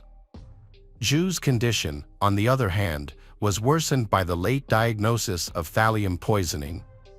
By the time the diagnosis was confirmed, the thallium levels in her body were already alarmingly high, and treatment with the antidote Prussian blue was ineffective. The poisoning left Zhu permanently disabled, with irreversible nerve damage, resulting in the mental capacity of a 6-year-old child. Zhu's family received $14,000 in compensation from the hospital for mishandling her medical records, and the police quietly closed the investigation without informing them. Zhu Ling survived the incident for 50 years, but the perpetrators were never brought to justice. Hello friends, welcome to our channel. Today we're going to take a look at another horrible case with you. The case of McDermott family. Mark McDermott was born in the early 1960s in Australia. But we know that Mark was the eldest of 5 siblings. Known family members include his father, Bruce McDermott, and 2 sisters, Tracy and Nicole, with Nicole being the youngest. According to those close to him, Mark was not only a successful businessman but also a kind and easygoing person. Nicole described her brother as a wonderful person who avoided causing harm to others. Information about Mark's life is limited, especially regarding his adult life. However, we do know for sure that he traveled to the southern United States, although the reasons and circumstances are unclear. It was there that he met Johanna Dunn, a single mother raising a 4-year-old son, Donald Dunn. Donald Wayne Dunn was born in the early 1990s in West Virginia and lived there with his mother's family all his life. His grandparents played a major role in Donald's early upbringing, as they cared for him most of the time. Donald's mother, Johanna, was a single working mother who found raising a child difficult, so she asked her grandparents to help. On the rare occasions when Johanna and Donald were home together, she would often entertain him with video games or television. This reflected Johanna's difficulty in giving her son her full attention, although they tried to make time for each other. Their lives changed when Mark came along. Johanna and Mark quickly fell in love and married. Johanna took her husband's last name, and the 3 of them moved to West Virginia, becoming a happy family. From the beginning, Mark and Donald were very close, as if they were related by blood. Their relatives, including Mark's sister and father, confirmed that Mark treated Donald like his own son, and Donald also considered Mark his only father. The relationship between Donald and Mark was very close, which was evident when Donald was young. During the difficult times when Mark and Johanna were temporarily separated, Donald was still determined to stay with Mark instead of his mother. At the same time, the family faced a great challenge when Johanna was diagnosed with cancer. However, thanks to their support and solidarity, they overcame these difficulties together. Mark always took good care of his stepson, ensuring that Donald had a comfortable and fulfilling life. Although Donald is a simple man and does not ask for much, he is very grateful for the peaceful and luxurious life his stepfather has created for him. When Donald graduated from high school in 2008, Mark covered the entire cost of his college education. Donald attended Rio Salado College for the first 2 years, then transferred to Marshall University in 2010. Throughout this time, Mark continued to financially support Donald's education. Donald lives with his girlfriend and her family. He and his girlfriend have been in love since they were 15 years old. Despite this, Mark and Johanna have always been very supportive of Donald. They not only pay for Donald's tuition but also support him financially in many other ways. Specifically, they cover the costs of Donald's clothes, car insurance, daily living expenses, and food. Donald dedicates all his time and effort to studying. As a responsible and diligent student, he always strictly follows his daily study schedule.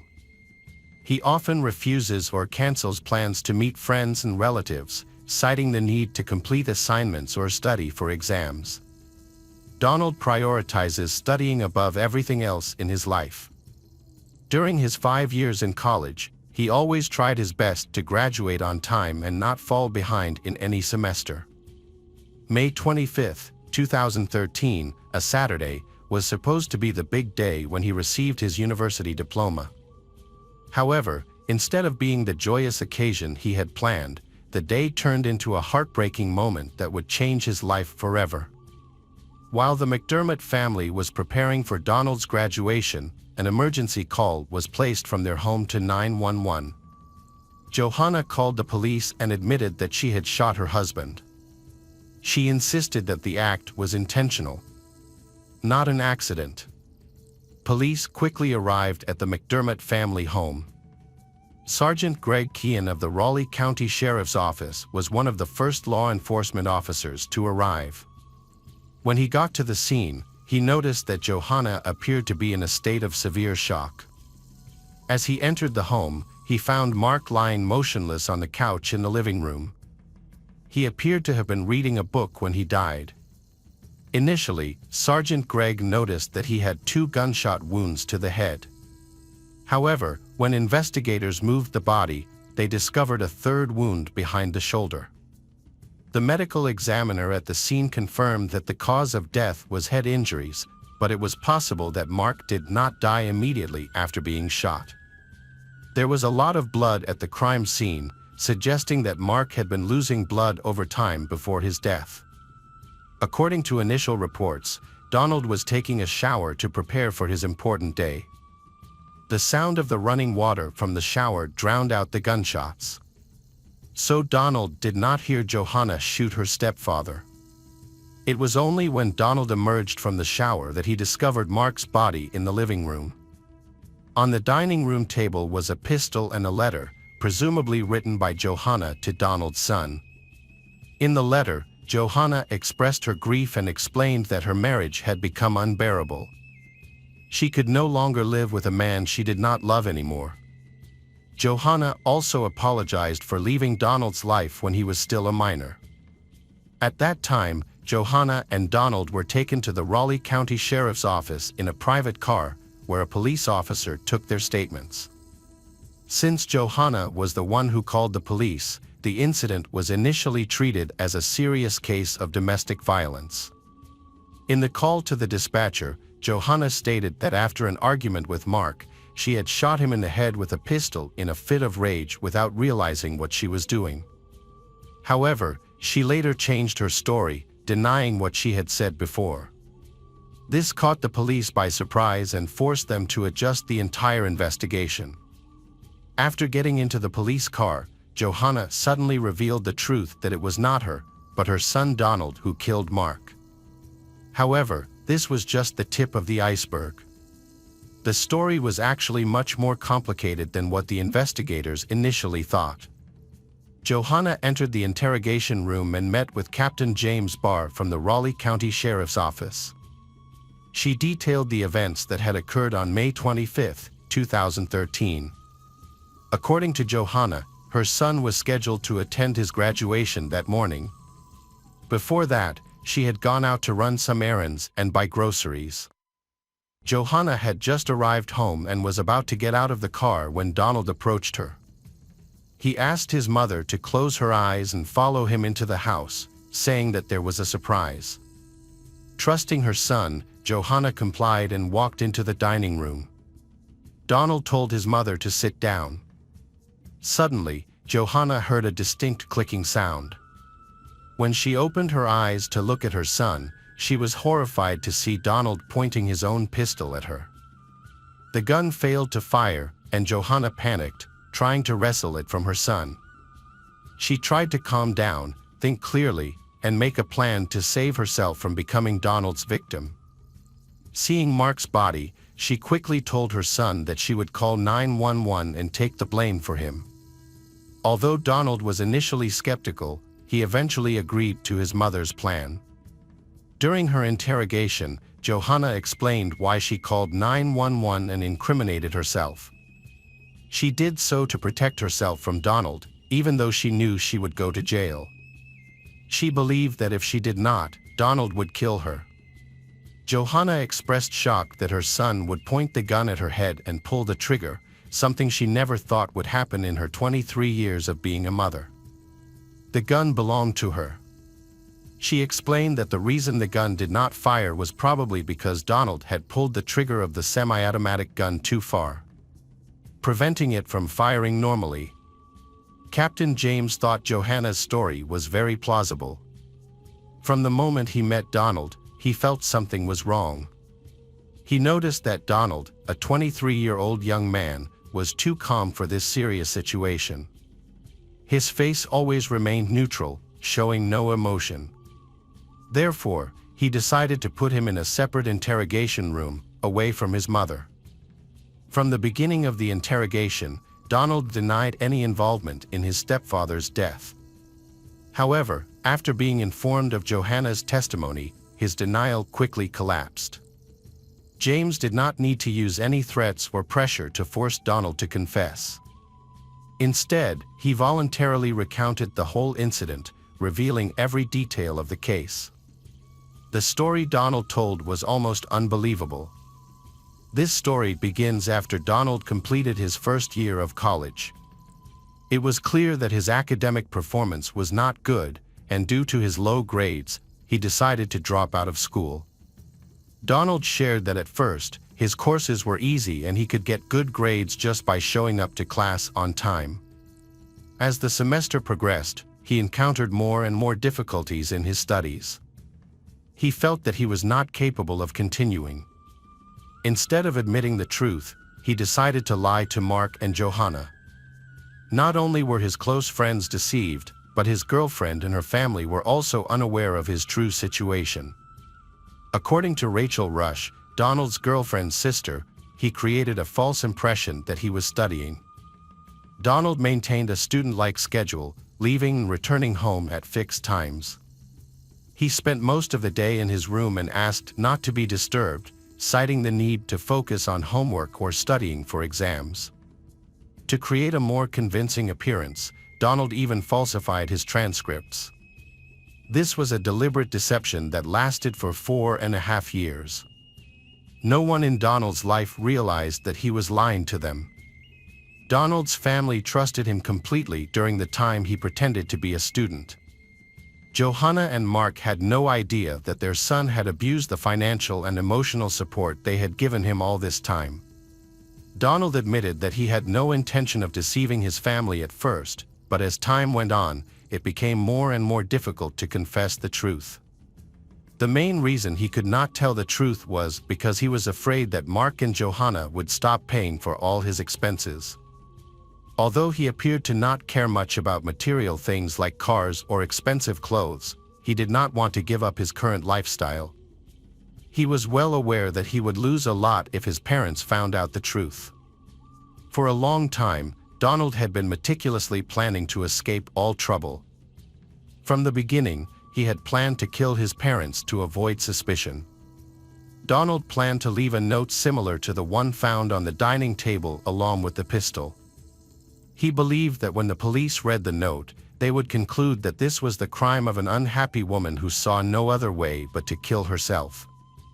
Donald told Captain James that on May 25th, he had secretly taken Johanna's pistol and kept it with him all day, pretending to be preparing for his graduation ceremony. Before carrying out the rest of his plan, he decided to go to the supermarket to have his image recorded by the surveillance cameras, in order to use this evidence to prove his innocence. Before the murder, Donald had begun to show an interest in shooting practice. Although his best friend Alex Willis found this strange, Alex did not suspect anything, as he did not think Donald would want to use a gun to attack someone. Donald's considerations and conclusions left everyone who heard them afterwards confused. James shared that this young man admitted that he had even planned the emotions he would express on his face when the police arrived at the scene. He also thought about how he would support himself after losing the steady income provided by Mark, and decided to take advantage of the sympathy of his loved ones as long as he could. While his family supported him, he decided to take up sports to improve his health and fitness. If he had no other choice, he would consider joining the police force or the army. When considering the possibility of his plan succeeding, Donald realized that it would be easier to kill his mother and stepfather than to admit that he had been lying to them for nearly 5 years. In April 2016, the West Virginia Supreme Court released a legal opinion. According to the opinion, Donald was charged with first-degree murder and attempted murder 1 month after his arrest in June 2013. Even before the trial, Donald and his legal team sought to delay the trial. A few weeks before the trial was scheduled to begin, the defendant, Donald Dunn, who had been held in solitary confinement, underwent surgery on his right hand. His attorneys used the surgery as a reason to request a delay, arguing that during the initial hearings, he would be under the influence of strong painkillers. To decide this issue, the court first requested his medical records. However, this request was denied on the grounds that, at the preliminary hearing, there was no evidence that Donald was partially incapacitated due to the use of painkillers. Therefore, the court determined that he was competent to attend trial and approved the continuation of the scheduled trial. The trial took place in August 2014, over a year after Mark's death. It was presided over by Judge John Hutchinson, with David White representing Donald and Christine Keller from the Raleigh County Prosecutor's Office. Mark's 2 sisters, along with one of their nieces, traveled more than 15,000 kilometers from Australia to attend the trial of the man they had considered a family member for nearly 20 years. Although there were no details from witness testimony or evidence presented to the jury, and no photographs or video footage, the defense wanted to include in their opening argument that Donald was under the influence of illegal drugs at the time of the crime. However, there was no evidence that this had ever been mentioned before or confirmed by any toxicology tests. On August 14, 2014, Donald Dunn was convicted of the murder of his stepfather, Mark McDermott, the attempted murder of his mother, Johanna McDermott, and the use of a firearm. About a month later, on September 5 of the same year, Judge John Hutchinson sentenced Donald Dunn to life in prison without parole for the murder of his stepfather and 15 years in prison for the attempted murder of his mother. After the verdict was announced, Johanna read an emotional letter to the court. In the letter, Donald's mother mentioned that something unfortunate had happened in her son's life. This could have been due to the decline in health of his grandparents, the pressure she put on him to go to college, or his exposure to violent video games at a very young age. She expressed her disapproval of the way her son was perceived by the public and stated that she did not agree with his sentence. However, Judge John explained that Johanna's objections did not affect his decision. He felt that the sentence he imposed was the only way to restore justice in an unjust situation. He sympathized with the defendant's mother, who, despite the circumstances, wanted to protect her son from the consequences of his actions. After the verdict, Mark's sister and father still could not understand how Donald could take the life of a man who had raised him as his own son for 19 years.